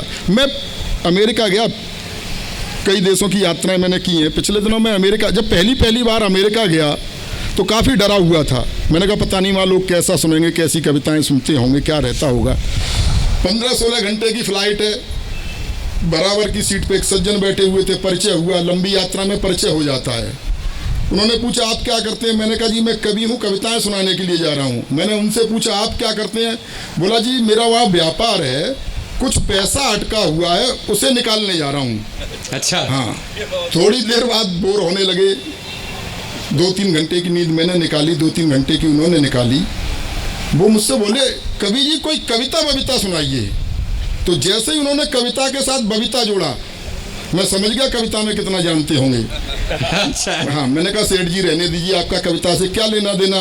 तो जिद करने लगे, तो मैंने ट्रक से चुराया हुआ एक शेर उन्हें सुना दिया। अच्छा, कि हमें तो अपनों ने लूटा, गैरों में कहाँ दम था। हाँ। मेरी कश्ती वहाँ डूबी जहाँ पानी बहुत कम था। हाँ। तो वो फूट फूट के रोने लग गई। अच्छा, मैंने कहा शायद ज्यादा चोट खाए हुए हैं, हाँ, हो सकता है जीएसटी के पिटे पिटाए हों। हाँ, वाह, हाँ, 2-3 घंटे की नींद मैंने निकाली, 2-3 घंटे की फिर उन्होंने निकाली। अचानक कंधा झकझोर के उन्होंने मुझे उठाया। बोले कवि जी ये बताओ बाद में वो कश्ती निकली या नहीं निकली? तो कविताएं ऐसे भी सुनी जाती हैं, ऐसे भी सुनी जाती हैं। हाँ, तालियां बजाते रहिए आप। वाह, मैं कोई बहुत लंबी चौड़ी कविताएं आपको सुनाने वाला नहीं हूँ। क्या होता है आदमी उत्साह में आ जाता है, समय का ध्यान नहीं रखता और लंबी लंबी कविताएं सुना देता है। अमेरिका में मैं बड़ा डरा हुआ गया था, मैंने आपको बताया, ये सच्ची घटना है, सच बता रहा हूँ मैं, कोई जोक नहीं। डॉक्टर कुमार विश्वास मेरे साथ थे, मैं उनके साथ गया था। तो वहाँ मंदिर का जो ऑडिटोरियम था, हिंदू मंदिर का, उसमें कार्यक्रम था। तो मैंने देखा कि मंदिर के ऑडिटोरियम में कार्यक्रम है, तो मैं बड़ा उछला उछला घूमूं। तो डॉक्टर कुमार विश्वास ने मुझसे पूछा कि भाई बड़ा डरा डरा सा लग रहा था, अब कॉन्फिडेंस कैसे बढ़ गया? मैंने कहा भाई साहब, मंदिर के ऑडिटोरियम में कार्यक्रम है, कोई सुने चाहे नहीं सुने, भगवान जरूर सुनेगा। बहुत बढ़िया, वाह। तो कॉन्फिडेंस इस लेवल पे बढ़ गया मेरा कि मैंने एक बहुत लंबी कविता सुना दी। तो सामने से एक सज्जन खड़े हो गए, बोले कवि जी जरा जल्दी कीजिए वरना आपका वीजा खत्म हो जाएगा। तो ऐसी कविताएं भी मेरे पास नहीं है। मैं जिस तरह की कविताएं लिखता हूं उनमें से एक दो वानगी आपको देना चाहता हूं। जी हाँ जी, हाँ। वो कह रहे हैं गा भी लेते हो आप।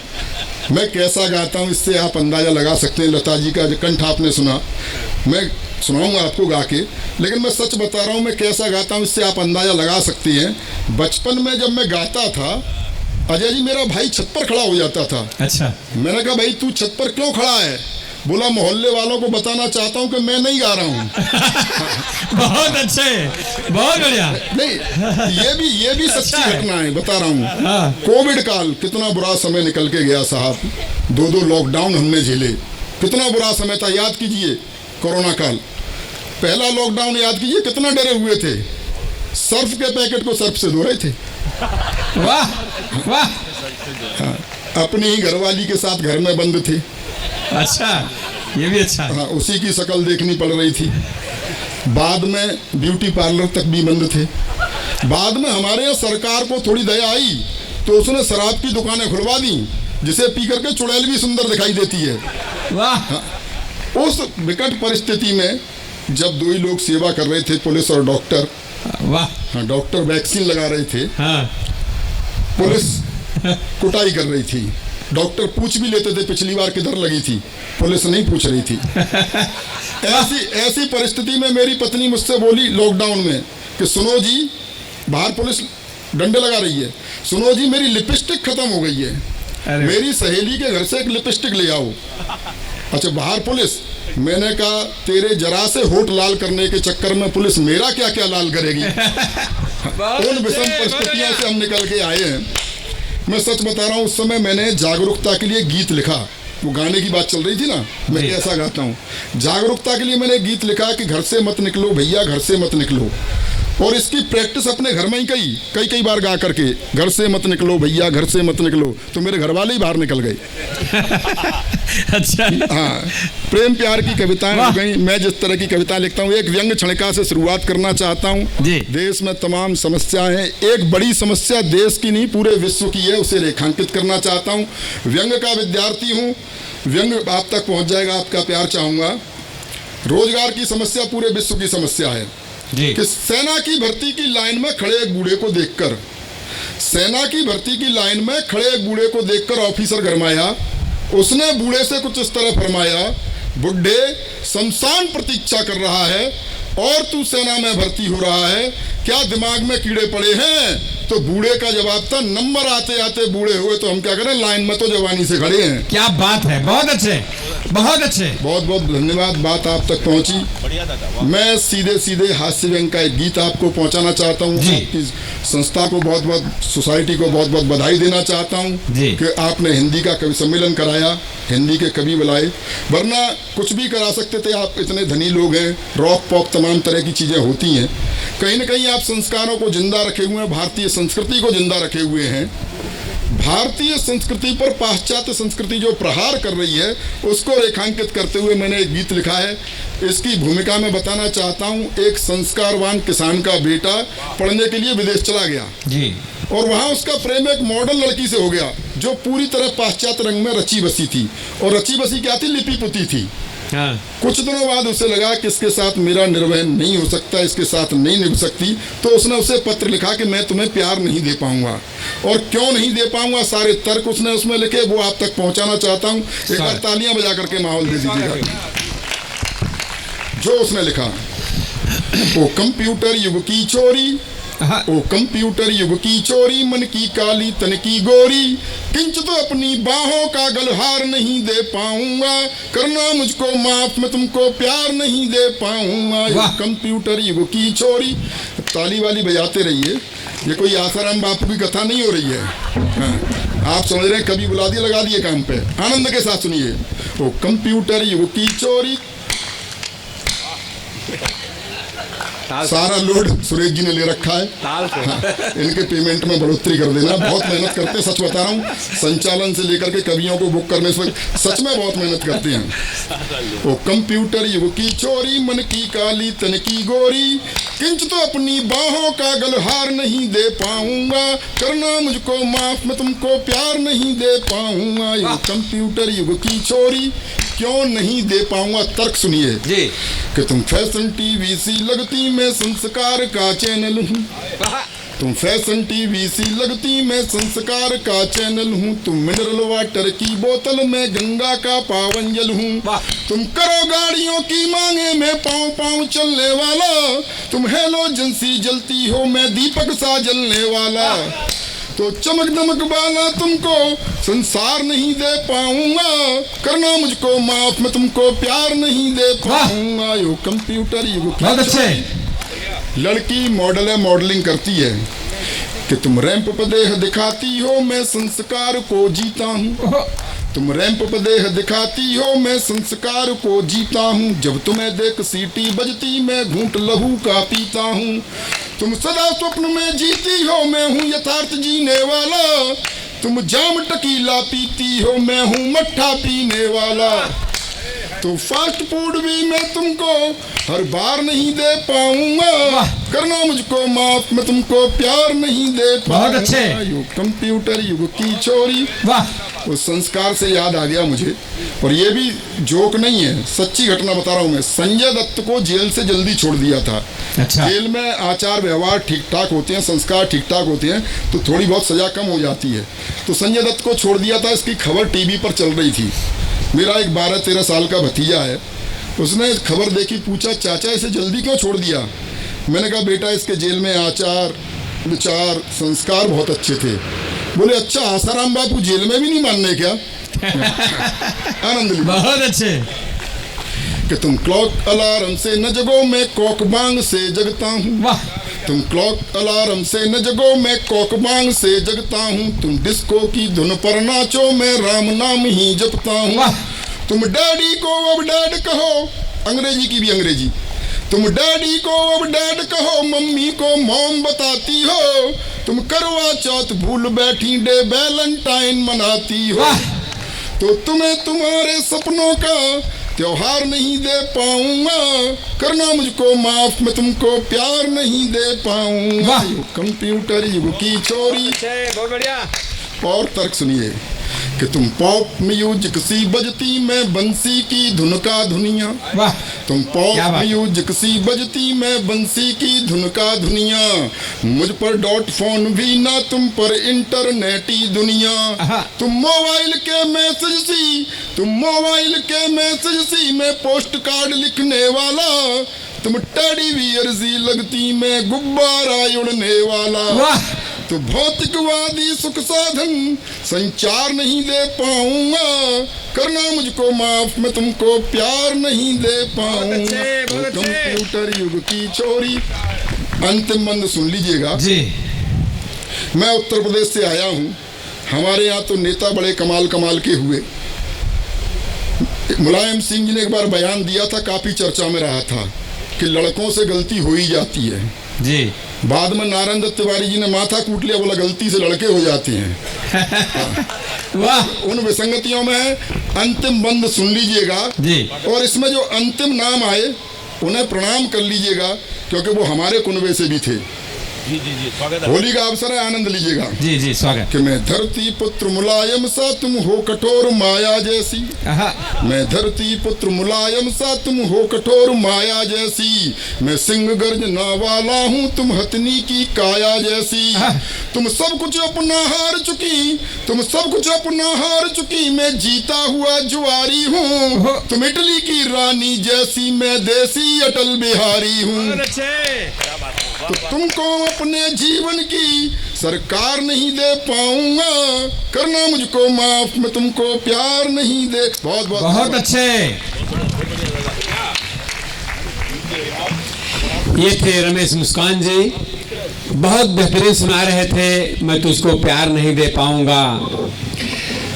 मैंने एक लड़के से पूछ लिया कि तुझे कैसी दुल्हन चाहिए, कैसी लड़की चाहिए। आजकल हर जगह हमारे पुलिस ऑफिसर साहब आए हैं, एक बार जोरदार तालियां बजाकर उनका स्वागत करें साहब। ये सक्रिय हैं, इसके लिए हम रात को सोते हैं। और हमारे देश में सर बाबा बहुत सारे पैदा हो गए हैं, इतने बाबा पैदा हुए, कोई आसाराम का नाम ले रहा है, कोई जेल में है, कोई बेल में है, कोई खेल में है। एक बाबा ऐसे हुए जिन्होंने सबसे कहा योग करो, योग करो, योग करो, और जब सब योग करने लगे तो बाबा जी खुद उद्योग करने लगे। मैं उनका नाम नहीं लूंगा, नहीं तो आप समझेंगे कि मैं बाबा रामदेव की बात कर रहा हूँ। हाँ, सबको काम पर लगा रखा है सर, जिसको देखो ऐसे ही कर रहा है। मैं भी ट्रेन में आया, पूरा परिवार ऐसे ही कर रहा था। मैंने कहा ये क्या है? बोले ऐसे करने से नए नए बाल निकलते हैं, बाल बड़े होते हैं, बाल घने होते हैं, तुम भी करो तुम्हारे आ जाएंगे। मैंने कहा नहीं नहीं, आपका पूरा परिवार ऐसा कर रहे, भाभी जी नहीं कर रही है। बोले इन्होंने 6 महीना किया था, इनको दाढ़ी और मोछ आना शुरू हो गया। हरिद्वार में बाबा रामदेव का शिविर लगा, बहुत बड़ा शिविर लगा। बाबा जी ने बाहर एक बड़ा सा बोर्ड लगाया, यहाँ शराब छुड़वाई जाती है। एक आदमी धड़धड़ाता बाबा जी के पास गया, बाबा जी आप शराब छुड़वाते हैं? बोले हाँ छुड़वाता हूँ। बोले पुलिस ने मेरी 3 पेटी पकड़ ली है। हाँ? बाबा जी के पास मैं भी गया। बोले बाबा जी ने कहा क्या तकलीफ है? मैंने कहा बाबा जी मेरा सिर दुखता है। बोले शीर्षासन करो, कल आके बताना फायदा हुआ कि नहीं। मेरे साथ एक दक्षिण भारतीय भी गया था। बाबा जी मेरा भी सिर दुखता है। बोले तुम भी शीर्षासन करो, कल आके बताना फायदा हुआ कि नहीं। दूसरे दिन हम दोनों गए, बाबा जी ने मुझसे पूछा बेटा कुछ लाभ हुआ? मैंने कहा हाँ बाबा जी लाभ हुआ। बोले क्या लाभ हुआ? मैंने कहा पिछले 1 महीना से जो तेल की शीशी नहीं मिल रही थी, मैंने शीर्षासन किया, देखा अलमारी के नीचे पड़ी हुई है, ये फायदा हुआ। और दक्षिण भारती तो रो रहा था, बाबा जी आपके शीर्षासन ने मुझे पिटवा दिया। बोले शीर्षासन ने कैसे पिटवा दिया? कहाँ किया? बोले चौराहे पर। बोले क्या पहना था? बोले लुंगी।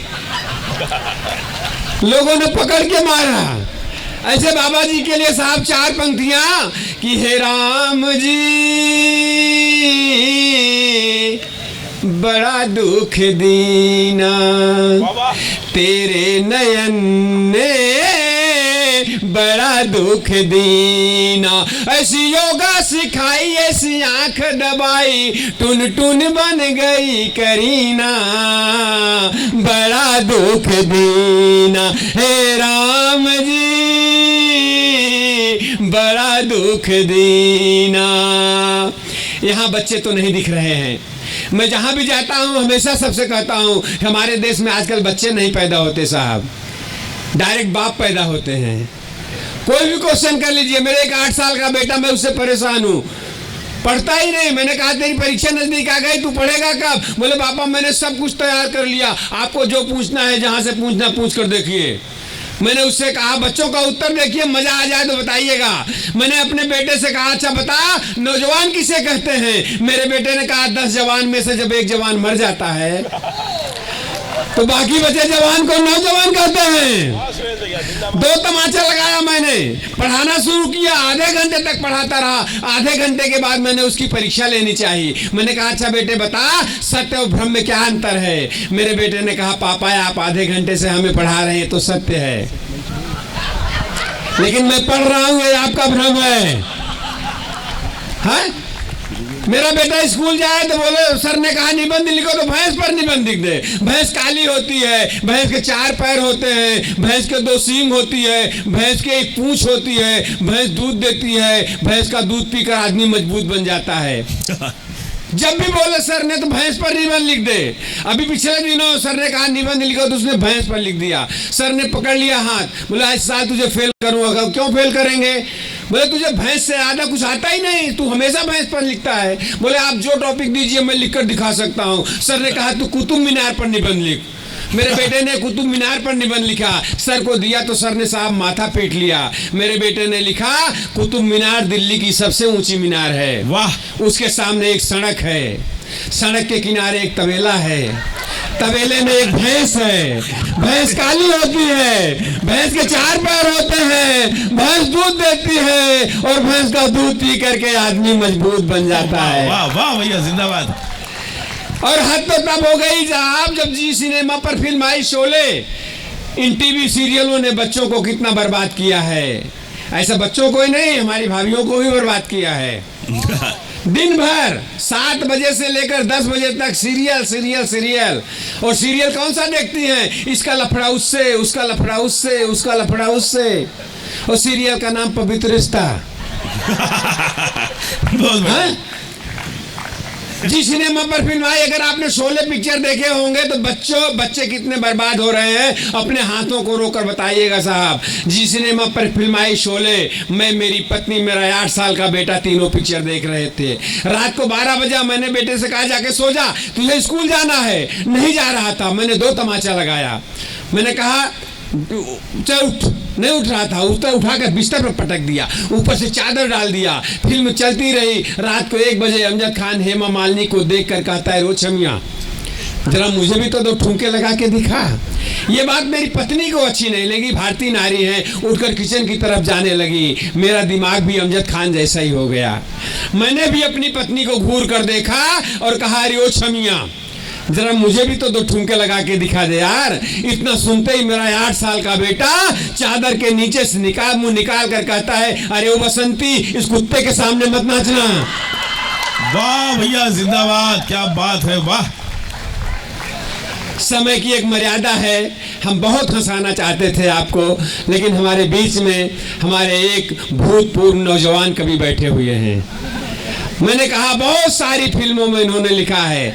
डॉक्टर की बात हमारे सुनील सावरा जी कर रहे थे। 2 लोगों को सर कभी नाराज मत करिए, एक डॉक्टर को और एक भगवान को, क्योंकि जब भगवान नाराज होता है तो वो डॉक्टर के पास भेज देता है।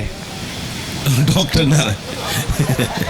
बहुत बढ़िया, वाह वाह। इतने अच्छे श्रोता हैं, बिना कहे ही सब समझ जाते हैं। बहुत बढ़िया सुरेश और जब भैया। डॉक्टर नाराज होता है तो direct.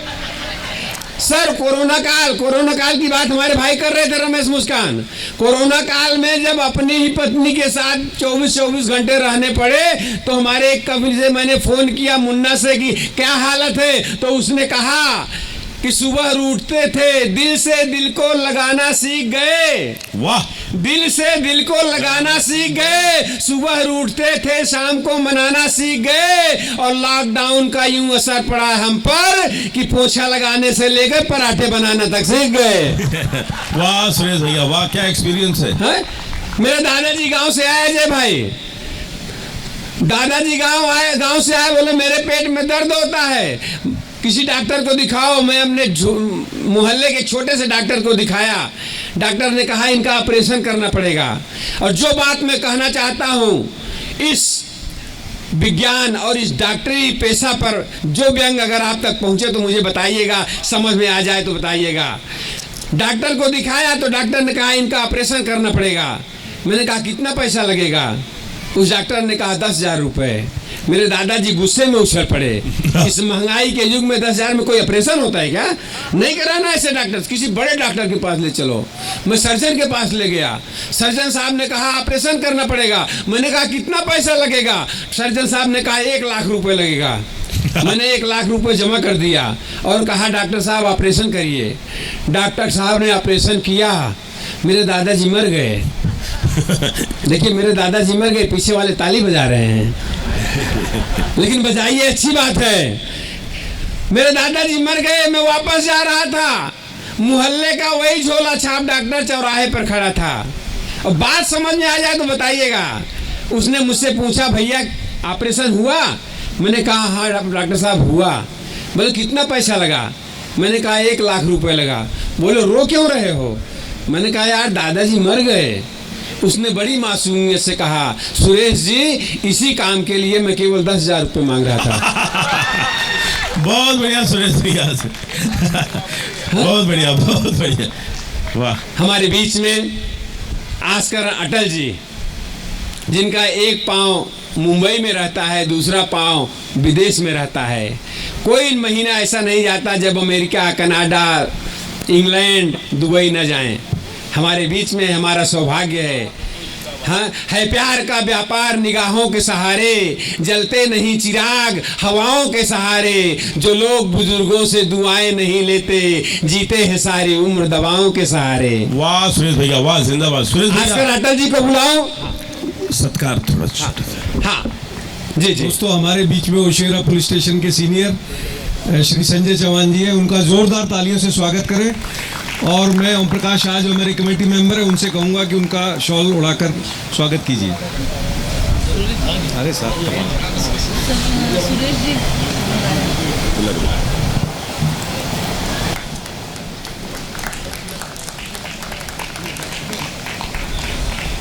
Thank you Sanjay ji, आपका कीमती समय देने के लिए बहुत बहुत धन्यवाद। बैठिए सर प्लीज।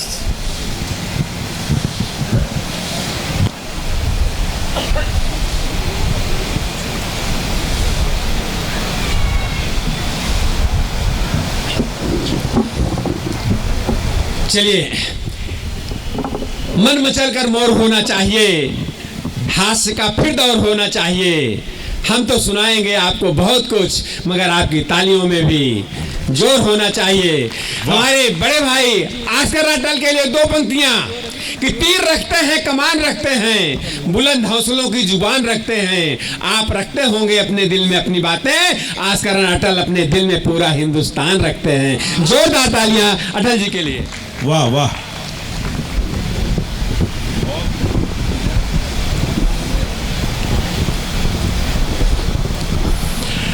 आप सबको प्रणाम करता हूँ, मेरे प्रणाम स्वीकार कीजिए। प्रणाम इसलिए भी कर रहा हूँ क्योंकि आज के ज़माने में भाई भाई की नहीं सुनता, बेटा बाप की नहीं सुनता। ऐसे में इतनी देर तक बैठकर आप हमारी कविताएं सुन रहे हैं, इसलिए मैं आपको प्रणाम कर रहा हूँ।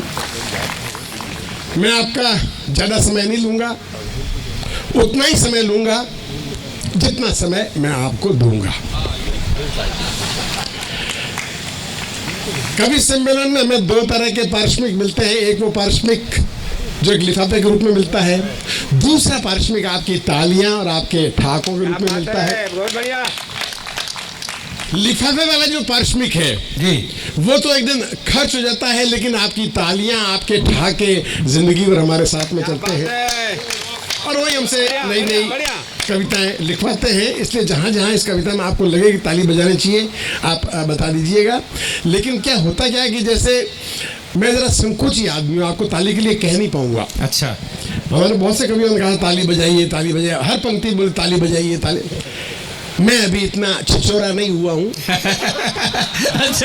अच्छा है। जरा संकोची किस्म का आदमी हूँ, इसलिए जहाँ ठीक लगे वहाँ ताली कह नहीं पाऊंगा। संकोची आदमी, बस इतना ध्यान रखिएगा।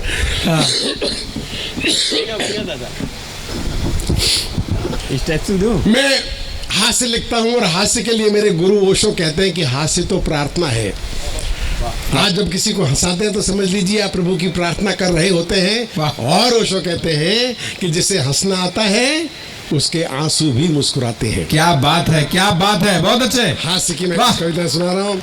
मैं नाम से 1/3 भूतपूर्व प्रधानमंत्री हूँ। अच्छा, 1/3। हम दोनों में बहुत सी समानता है। उनके नाम में भी अटल जुड़ा हुआ था, मेरे नाम में भी अटल जुड़ा हुआ है। हाँ। वे भी कविताएं लिखते थे, मैं भी कविताएं लिखता हूँ। वाह। वे भी कभी एवरेस्ट पे नहीं चढ़े, बहुत अच्छे। मैं भी कभी एवरेस्ट पे नहीं चढ़ा, बिल्कुल बराबरी का मामला है। वाह। वे जब जब भी मुंबई आते थे हाँ तो मुझसे मिलने के लिए मेरे घर नहीं आते थे। हाँ। वाह वाह, मैं जब जब भी दिल्ली जाता था क्या बात है। उनसे मिलने के लिए मेरे घर नहीं जाता था। बहुत अच्छे। बिल्कुल बराबरी का मामला है। बहुत बढ़िया दादा। वे एक लंबी उम्र जीने के बाद में इस दुनिया से गए। हाँ। तो मुझे भी कोई जल्दी नहीं है। बहुत अच्छे, क्या बात है। बहुत सी समानताएं, बस एक समानता नहीं है और वो ये कि मैं एक शादीशुदा इज्जतदार आदमी हूँ। वाह। और मेरा सौभाग्य रहा है कि मैंने एक ही मंच पे अटल जी के साथ में बैठ के कविताएं सुनाई है। वाह, क्या बात है, बहुत बढ़िया। हास्य की कुछ कविताएं सुनाने जा रहा हूँ आपके सामने, जहाँ ठीक लगे वहाँ पे मुझे बताइएगा। छोटी छोटी कविताएं से मैं अपनी शुरुआत करता हूँ। छोटी कविताएं इसलिए क्योंकि छोटी कविताएं होती हैं प्रेमिका की तरह, हाँ। और लंबी कविताएं होती है पत्नी की तरह। अच्छा। एक क्षणिक और दूसरी टिकाऊ। हाँ। छोटी कविता जी वाह। एक छोटा सा टुकड़ा देखिएगा। स्वागत है दादा। सुना है कि रुपया बार बार गिरता है, सुना है कि रुपया, सुना है कि रुपया बार बार गिरता है। रुपया कितना भी गिर जाए लेकिन उतना नहीं गिरता है जितना रुपए के लिए आदमी गिर सकता है। बहुत अच्छे, जितना वाह, जोरदार तालियां, बहुत बढ़िया। आदमी गिर सकता है।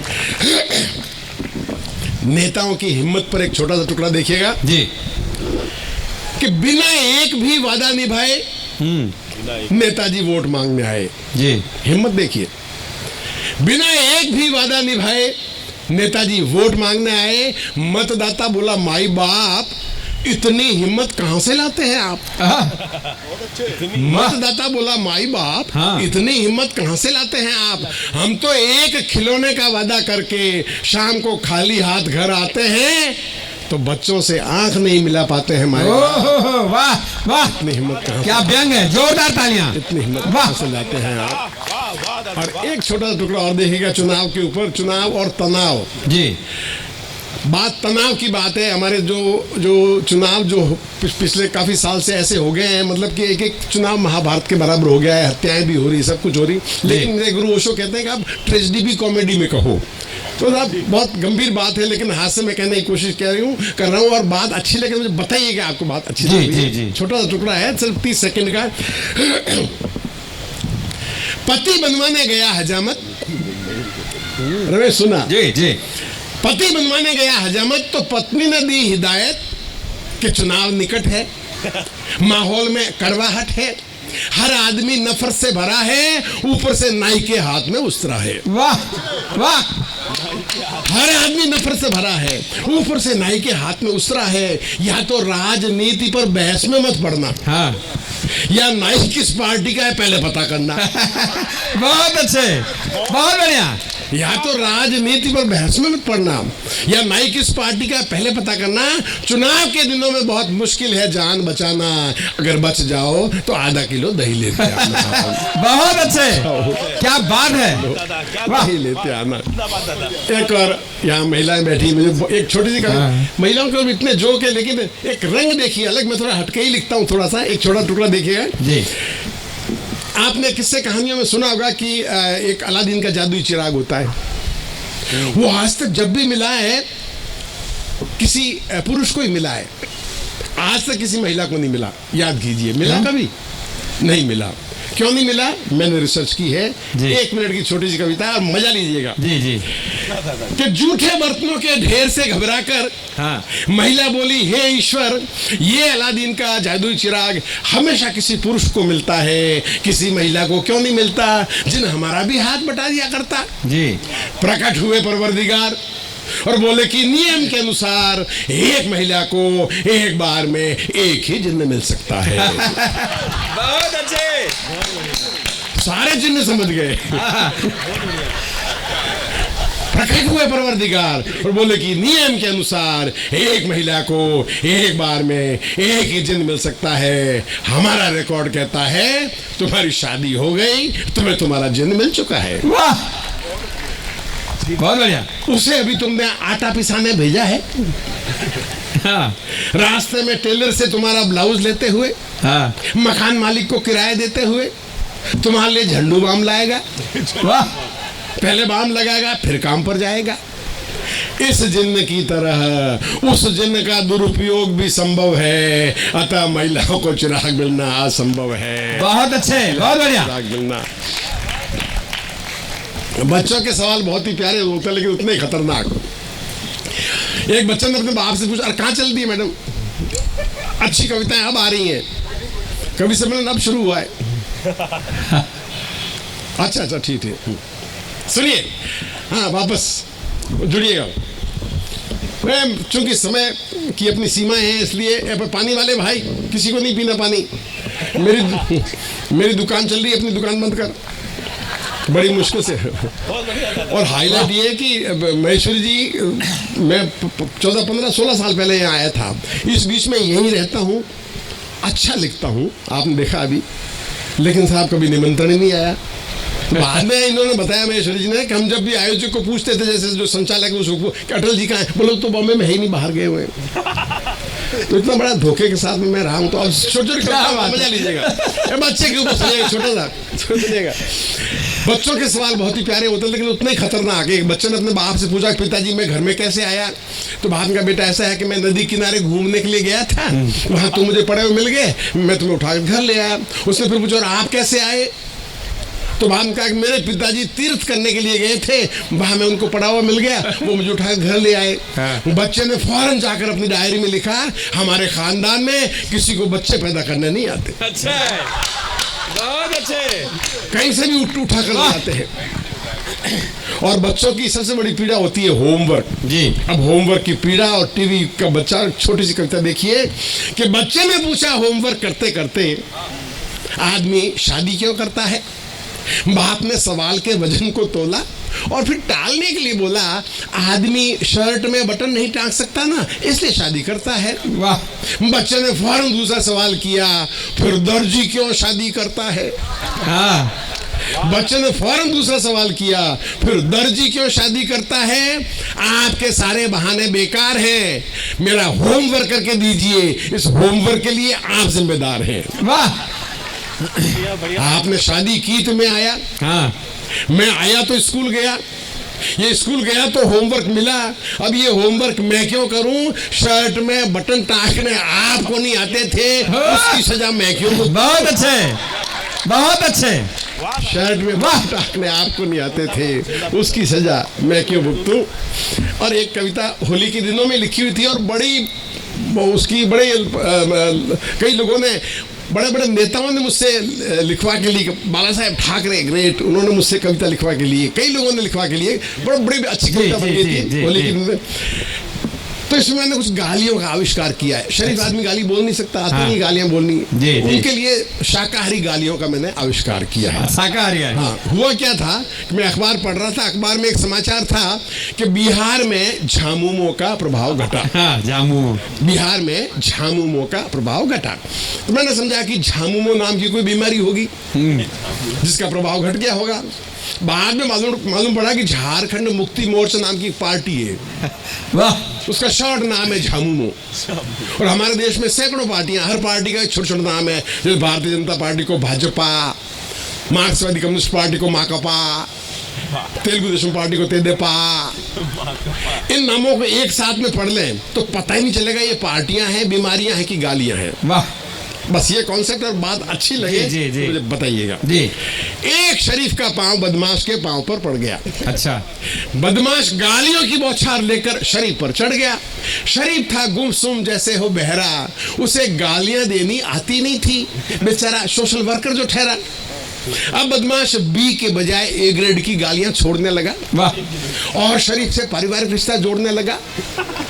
तब शरीफ की जुबान पर कुछ राजनीतिक पार्टियों के संक्षिप्त यानी छोटे नाम आ गए, जो गुस्से में गालियों की तरह बोले तो गालियों की जगह काम आ गए। अबे तू भाकपा, तू माकपा। बहुत अच्छे। तू भाजपा, तू सपा। तू जद, तू लोद, तू हलोद पुलोद। वाह। तू द्रमुक, तू अद्रमुक, तू तेदेपा।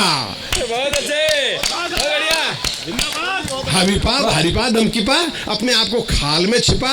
अबे चुप, राजपा, सजपा, बसपा, पहले तमीज सीख करा, साले रामो वामो झामुमो। बहुत अच्छे। इनका राका की नाजायज औलाद, नानी दिला दूंगा याद, जा फूट हवा खा संयुक्त मोर्चा।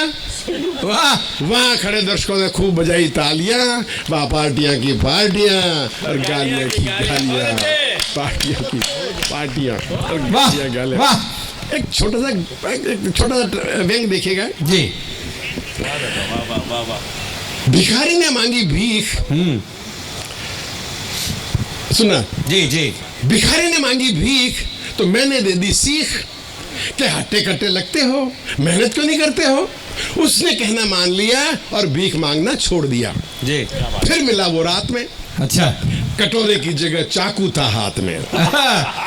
फिर मिला वो रात में, कटोरे की जगह चाकू था हाथ में। उसने मांगा पर्स, मैंने दिया सहर्ष। वो व्यंग से बोला, सर ये है आज की कल्चर। कटोरे ने मांगा तो 1 रुपया नहीं निकाला और चाकू ने मांगा तो पूरा पर्स दे डाला। चाकू ने मांगा तो पूरा पर्स दे डाला। चाकू ने मांगा। मैंने भिखारियों में बहुत लिखा है, एक छोटी सी और कविता देखिए, उसके 2-3 बंद सुना देता हूँ। जी। भिखारी होते हैं 2 प्रकार के, अच्छा। सिर्फ भिखारी होते हैं 2 प्रकार के, एक पैसे के, दूसरे प्यार के। अच्छा। पैसे के भिखारी गिड़गिड़ाते हैं और अपना हाल बताते हैं, बहुत भूख लग रही है बाबा, खुदा के नाम पर दे दे। प्यार के भिखारी उसका हाल सुनाते हैं और कहते हैं बहुत सुंदर लग रही है बाबा, अपना मोबाइल नंबर दे दे। वाह, बहुत सुंदर लग रही है बाबा, अपना मोबाइल नंबर दे दे। पैसे के भिखारी भीख न मिले तो सब्र का घूंट पी लेते हैं। प्यार के भिखारी भीख न मिले तो शराब का घूंट पी लेते हैं। क्या बात है। उम्र, और ये बंद देखिए, उम्र पर किसका कंट्रोल है, उम्र पर किसका कंट्रोल है, पर दोनों भीख में उम्र का बहुत बड़ा रोल है। पैसे की भीख बूढ़ा मांगे तो ठीक, जवान मांगे तो डांट खाता है। प्यार की भीख जवान मांगे तो ठीक, बूढ़ा मांगे तो जेल जाता है। क्या बात है, बहुत अच्छे, वाह। जेल जाता है। अब चुनी हुई पंक्तियां, जैसे कि हमारे सुरेश ने मुझे आदेश दिया, मैं आपको सुना रहा हूं। मीडिया के ऊपर मैंने बहुत लिखा है जी, और लोगों ने खूब पसंद किया है। मीडिया के ऊपर 2 भाग। जी जी जी। हेमंत सुनना भैया, मीडिया बहुत महान होता है, आपने देखा ही है, किसी को भी महान बना सकता है। जैसे 10वीं सुंदरी फूलन देवी, उसको सुंदरी बना दिया। अब वो कितनी सुंदर थी, आपने भी उसकी फोटो देखी होगी।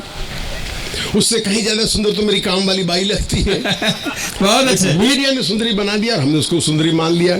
और मीडिया एक एक समाचार के लिए कितनी भागदौड़ करता है और कैसे कैसे इंटरव्यू लेता है, और कहीं भी बैठे हुए आदमी का इंटरव्यू ले सकता है। आप जुड़ गए इसलिए मैं आपको सुना रहा हूँ, आप ऐसे जुड़े रहिएगा। जी जी। तो मीडिया भाग एक, जब इनके पास समाचार नहीं होते तो एक एक समाचार को कैसे रगड़ते हैं दिन भर।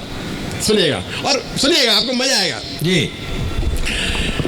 एक बीमार नेता ने लंदन में अंतिम सांस ली। जी। उधर यमदूत नेता को लेकर नरक पहुंचे भी नहीं, उससे पहले चैनल का रिपोर्टर लंदन पहुंच गया अपनी टीम लेकर और नेताजी के बेटे का इंटरव्यू लिया।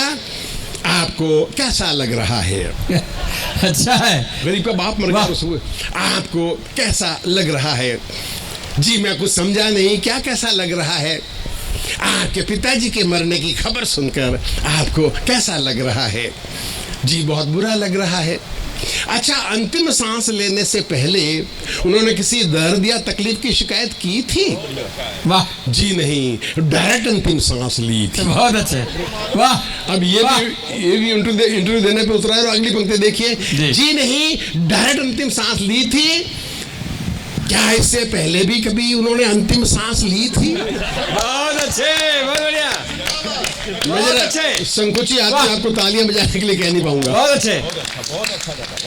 क्या इससे पहले भी कभी उन्होंने अंतिम सांस ली थी? जी कोशिश तो की थी। वाह। जी कोशिश तो की थी, लेकिन डॉक्टरों ने लेने नहीं दी। वाह, बहुत अच्छे, बहुत अच्छे। अच्छा, वे लंदन क्यों आए थे? जी अंतिम सांस लेने के लिए आए थे। अच्छा है, बहुत अच्छे। वे अंतिम सांस भारत में भी ले सकते थे, इसके लिए इतना दूर क्यों आए? जी राष्ट्र हित में आए। बहुत अच्छे। हमारे देश का नेता जो भी काम करता राष्ट्र हित में, जी राष्ट्र हित में आए। अच्छा, अंतिम सांस लेने के बाद क्या हुआ?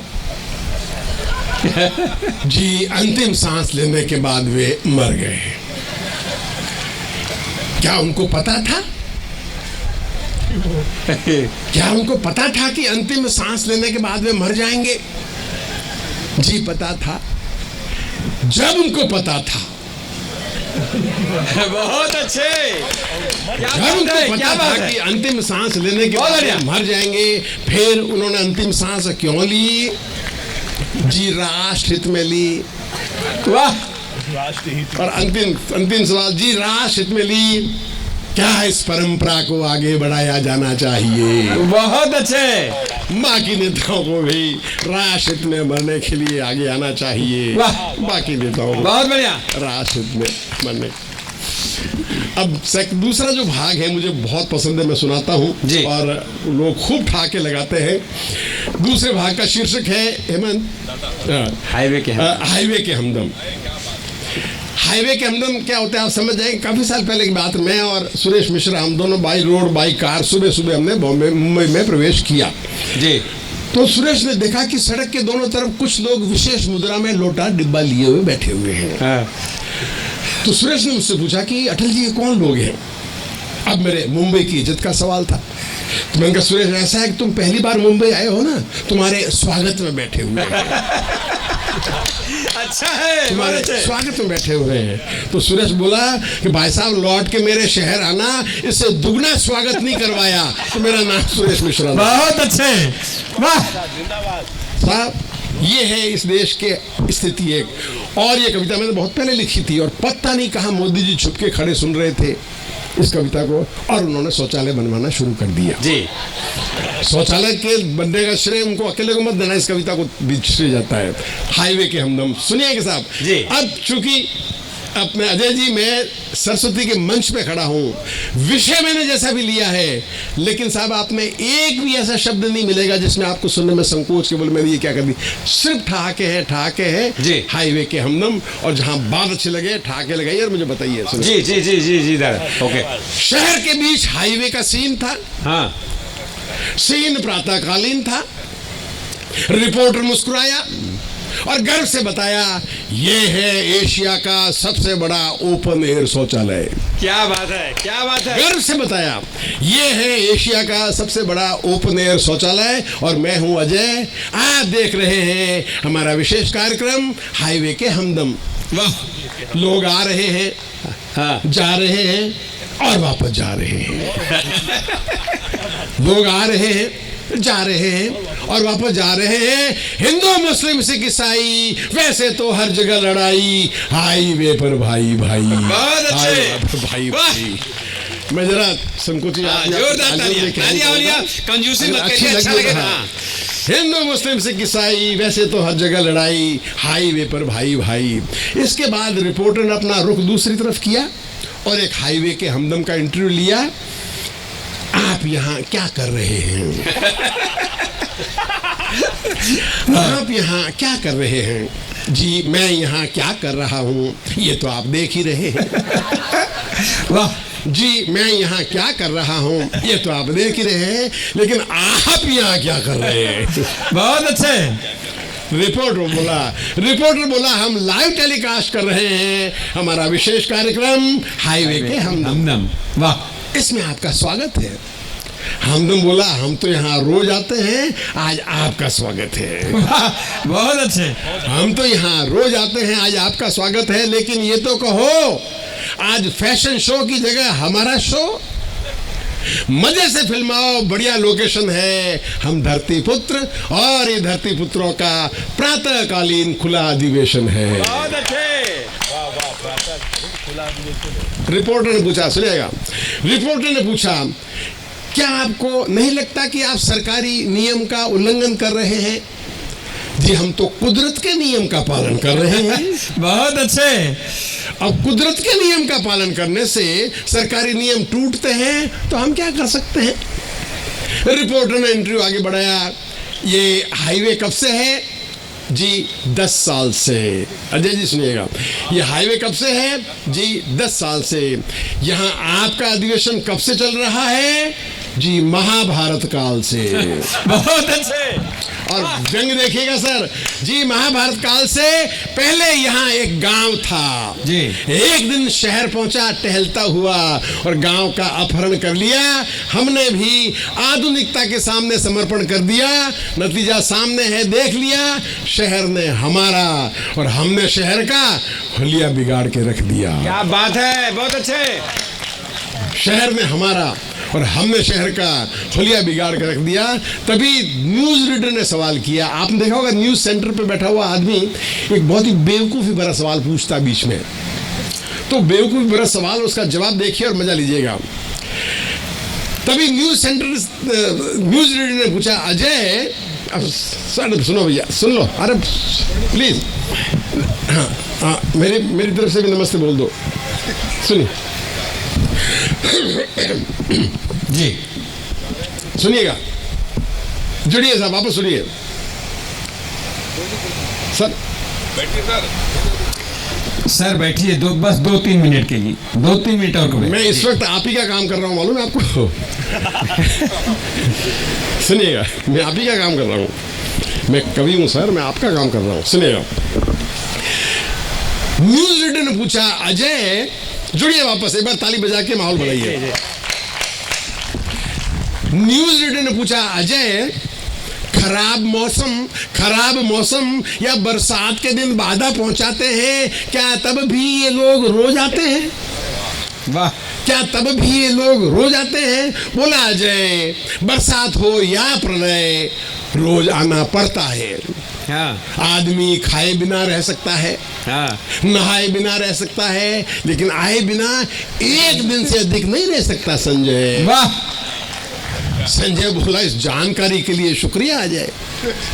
अब अंतिम सवाल देखिए, अंतिम सवाल किया रिपोर्टर ने कि क्या कारण है कि शहर में आप न शर्माते हैं न लजाते हैं, इस तरह खुले में बैठ जाते हैं, जबकि गांव में आज भी लोक लाज निभाते हैं। तो हमदम बोला, गांव में एक दूसरे को जानते हैं इसलिए करते हैं लाज, यहाँ जान पहचान ही नहीं तो काहे की लाज और किसका लिहाज। बहुत अच्छे।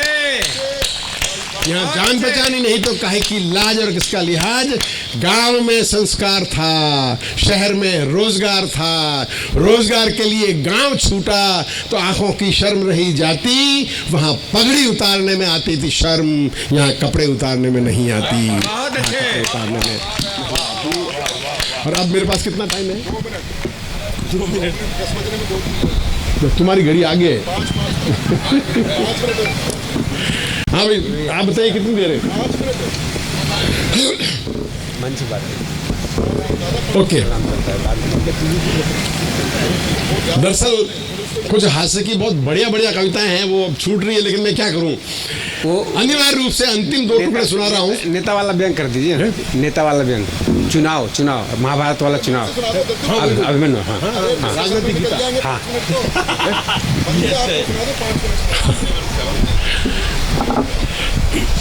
हाँ साहब, अब जरा एक दोबारा अटेंशन चाहूंगा। जी। छोटा सा व्यंग देखिएगा पहले तो, कि एक युवक मस्ती में झूमता हुआ जा रहा था और एक गीत की पंक्तियां जोर जोर से गा रहा था। चांद चुरा के लाया हूँ आ बैठे चर्च के पीछे, चांद चुरा के लाया हूँ आ बैठे चर्च के पीछे। तो एक बूढ़े ने रोककर उस लड़के से कहा, टोक कर, कि तू गाना गा रहा है या सांप्रदायिक दंगे की भूमिका बना रहा है? वाह। तू गाना गा रहा है या सांप्रदायिक दंगे की भूमिका बना रहा है? तू हिंदू का लड़का मुसलमानों का चांद चुरा के ईसाइयों की चर्च के पीछे बैठेगा जाके। बहुत अच्छे, बहुत बढ़िया। तू हिंदू का लड़का मुसलमानों का चांद चुरा के ईसाइयों की चर्च के पीछे बैठेगा जाके। ऐसा मत कर पगले, ये पंक्तियां देखिए, ऐसा मत कर पगले, ऐसा करने से पहले दंगों का गणित समझ ले। धर्म का धर्म से घमासान होता है तो धर्म को खरोच भी नहीं आती, मुल्क लहूलुहान होता है। बहुत अच्छे। मुल्क लहूलुहान होता है। क्या बात है। अब साहब कुछ हास्य की अब छूट रही है तो छूट रही है। एक अंतिम रचना जो है वो एडिट करके सुना रहा हूँ ताकि आपके समय के अंदर इंस्पेक्टर साहब बैठे हुए हैं, पुलिस अफसर साहब बैठे हुए हैं जी। ये कविता सुनिएगा साहब आप भी। कविता का शीर्षक है राजनीतिक गीता। इसमें अर्जुन चुनाव में खड़ा है और एडिट करके छोटी करके मैं सुना रहा हूँ जी। अर्जुन चुनाव में खड़ा और जो खरी खरी जिसे कहते हैं, अखबार भी खरी खरी नहीं कह रहे, कोई खरी खरी क्या होती है मैं आपको सुना रहा हूँ और अपने मित्रों से आप सुनना खरी खरी। अर्जुन ताव, और हास्य व्यंग तो है ही है लेकिन हास्य के अंदर है, इसलिए आप तालियों में कंजूसी न करें, सुनिएगा जी। अर्जुन ताव ताव में खड़ा हो गया चुनाव में। वाह। कृष्ण को सारथी लिया और राजनीतिक गीता का पहला प्रश्न किया, हे कृष्ण, सफल नेता कैसे नेतृत्व करता है, कैसे आगे चलता है? और जवाब सुनिए सर, सफल नेता कैसे नेतृत्व करता है, कैसे आगे चलता है? कृष्ण बोले, हे अर्जुन, सफल नेता आगे नहीं हमेशा पीछे चलता है। क्या बात है। मुसलमानों का नेता मुसलमानों के पीछे चलता है, दलितों का नेता दलितों के पीछे चलता है, अगड़े के साथ अगड़ा है, पिछड़े के साथ पिछड़ा है, राष्ट्र अकेला खड़ा है। क्या बात है।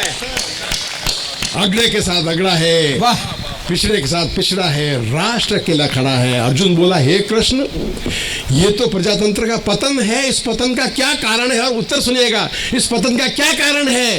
कृष्ण बोले, अर्जुन, कारण स्पष्ट है, मतदाता समान रूप से भ्रष्ट है। वाह! वो शराब, साड़ी और कंबल लेकर मत देता है, वो 2 रुपए किलो चावल लेकर मत देता है, वो अपनी जाति के लिए आरक्षण लेकर मत देता है। वो मतदाता नहीं, मत विक्रेता है। वो मतदाता नहीं, मत विक्रेता है। संपूर्ण परिवेश गड़बड़ है। अर्जुन, तू चुनाव मत लड़। अर्जुन बोला, हे कृष्ण, नेता का महामित्र कौन, नेता का महाशत्रु कौन? कृष्ण बोले, अर्जुन, नेता का महामित्र है मीडिया और नेता का महाशत्रु भी मीडिया। वाह! मनुष्य जीवन दुर्लभ बड़ा है, इसमें सौंदर्य भरा पड़ा है, पर नेता भोग नहीं सकता, मीडिया कैमरा लिए खड़ा है। वाह! पी नहीं सकता, खा नहीं सकता, अपनों के काम आ नहीं सकता। इतने त्याग के बाद भी किसी अबला से थोड़ा हंस बोल ले अगर, तो वीडियो वायरल होने का डर। क्या बात है! सोशल मीडिया पर अलग सेना लड़ती है, वो हत्या नहीं, चरित्र हत्या करती है। वाह! वो हत्या नहीं, चरित्र। बहुत अच्छे। अब साहब अंतिम, संपूर्ण परिवेश गड़बड़ है। अर्जुन, तू चुनाव मत लड़। और अंतिम बंद, जिसके लिए मैंने पूरी कविता लिखी है, सुनिए सुनिए। अर्जुन बोला, हे कृष्ण, हे त्रिलोकीनाथ, मुझे कोई डर नहीं, क्योंकि आप है मेरे साथ। कृष्ण बोले, हे अर्जुन, 2 डर है, सुन। पहला डर है, तूने मेरी सेना के बजाय मुझे चुना है, तू मेरा 1 वोट पाएगा। दुर्योधन मेरी सेना के लाखों वोट पाएगा, तू शर्तिया हार जाएगा। और दूसरा डर, पंक्तियां सुनिए, दूसरा डर है, तूने सुभद्रा हरण किया था, कुंती बुआ ने कुंवारेपन में कर्ण को जन्म दिया था, मुझे शंका ही नहीं, पूर्ण विश्वास है, वे दोनों वीडियो दुर्योधन के पास है। क्या बात है, क्या बात है! मैं जरा संकोची आदमी, आपको तालियों के लिए कहने पाऊंगा। वाह वाह, क्या व्यंग है! तूने सुभद्रा हरण किया था, कुंती बुआ ने कुंवारेपन में कर्ण को जन्म दिया था, मुझे शंका ही नहीं, पूर्ण विश्वास है, वे दोनों वीडियो दुर्योधन के पास है। तू चुनाव लड़ेगा अगर, तो दुर्योधन वो वीडियो डालेगा सोशल मीडिया पर। सबके चीर हरण का डर है, चरित्र हत्या मृत्यु से बढ़कर है, चरित्र हत्या मृत्यु। बहुत अच्छे, बहुत अच्छे, जोरदार तालियां। चरित्र हत्या के नाम पर अर्जुन के हाथ से धनुष छूटने लगा, अंग शिथिल पड़ गए, मुंह सूखने लगा। उसने नाम वापस ले लिया और राजनीति को अंतिम प्रणाम किया, राजनीति को अंतिम प्रणाम किया। इतने प्यार से सुना, बहुत बहुत आभार। जोरदार तालियां, हाथ उठा के तालियां बजाइए अटल जी के लिए। 2 मिनट आपसे समय ले रहा हूं, 2 मिनट रुक जाइए। हमें तो सिर्फ इतना पूछना है कि हमारा पूरा कार्यक्रम आपको कैसे लगा। अगर अच्छा लगा हो तो इनके सम्मान में एक बार जोरदार हाथ उठा के तालियां। क्योंकि मैं जहां भी जाता हूं ये कहना नहीं भूलता हूं कि इतना बढ़िया कार्यक्रम करवाने वाले और इतना बढ़िया कार्यक्रम सुनने जाने वाले कभी स्वर्ग में नहीं जाते। अगली बात समझ में आ जाए तो फिर हाथ उठेंगे। इतना बढ़िया कार्यक्रम करवाने वाले, इतना बढ़िया कार्यक्रम सुनने जाने वाले कभी स्वर्ग में नहीं जाते, बल्कि वो जहां जाते हैं ना, उस स्थान को स्वर्ग बना जाते हैं। सितारों को आंखों में महफूज रखना, बहुत दूर तक रात ही रात होगी। मुसाफिर हो तुम भी, मुसाफिर हम भी। अजय महेश्वरी जी ने चाहा तो अगले साल फिर होली पर मुलाकात होगी। थैंक यू, धन्यवाद। आइए, मैं अजय भाई से अनुरोध करता हूं कि आए और आभार व्यक्त करें।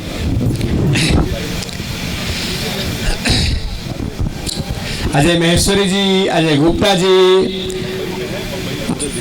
और हमारी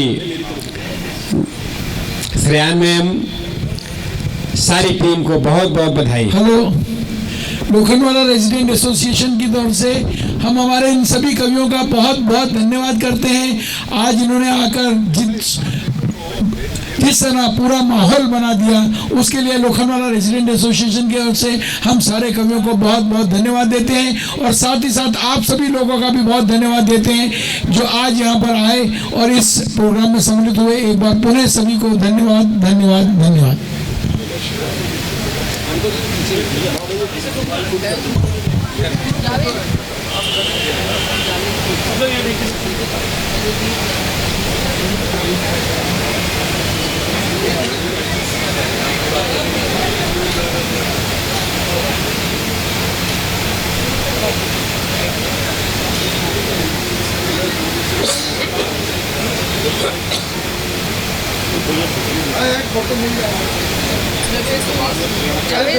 दीदी आओ, दीदी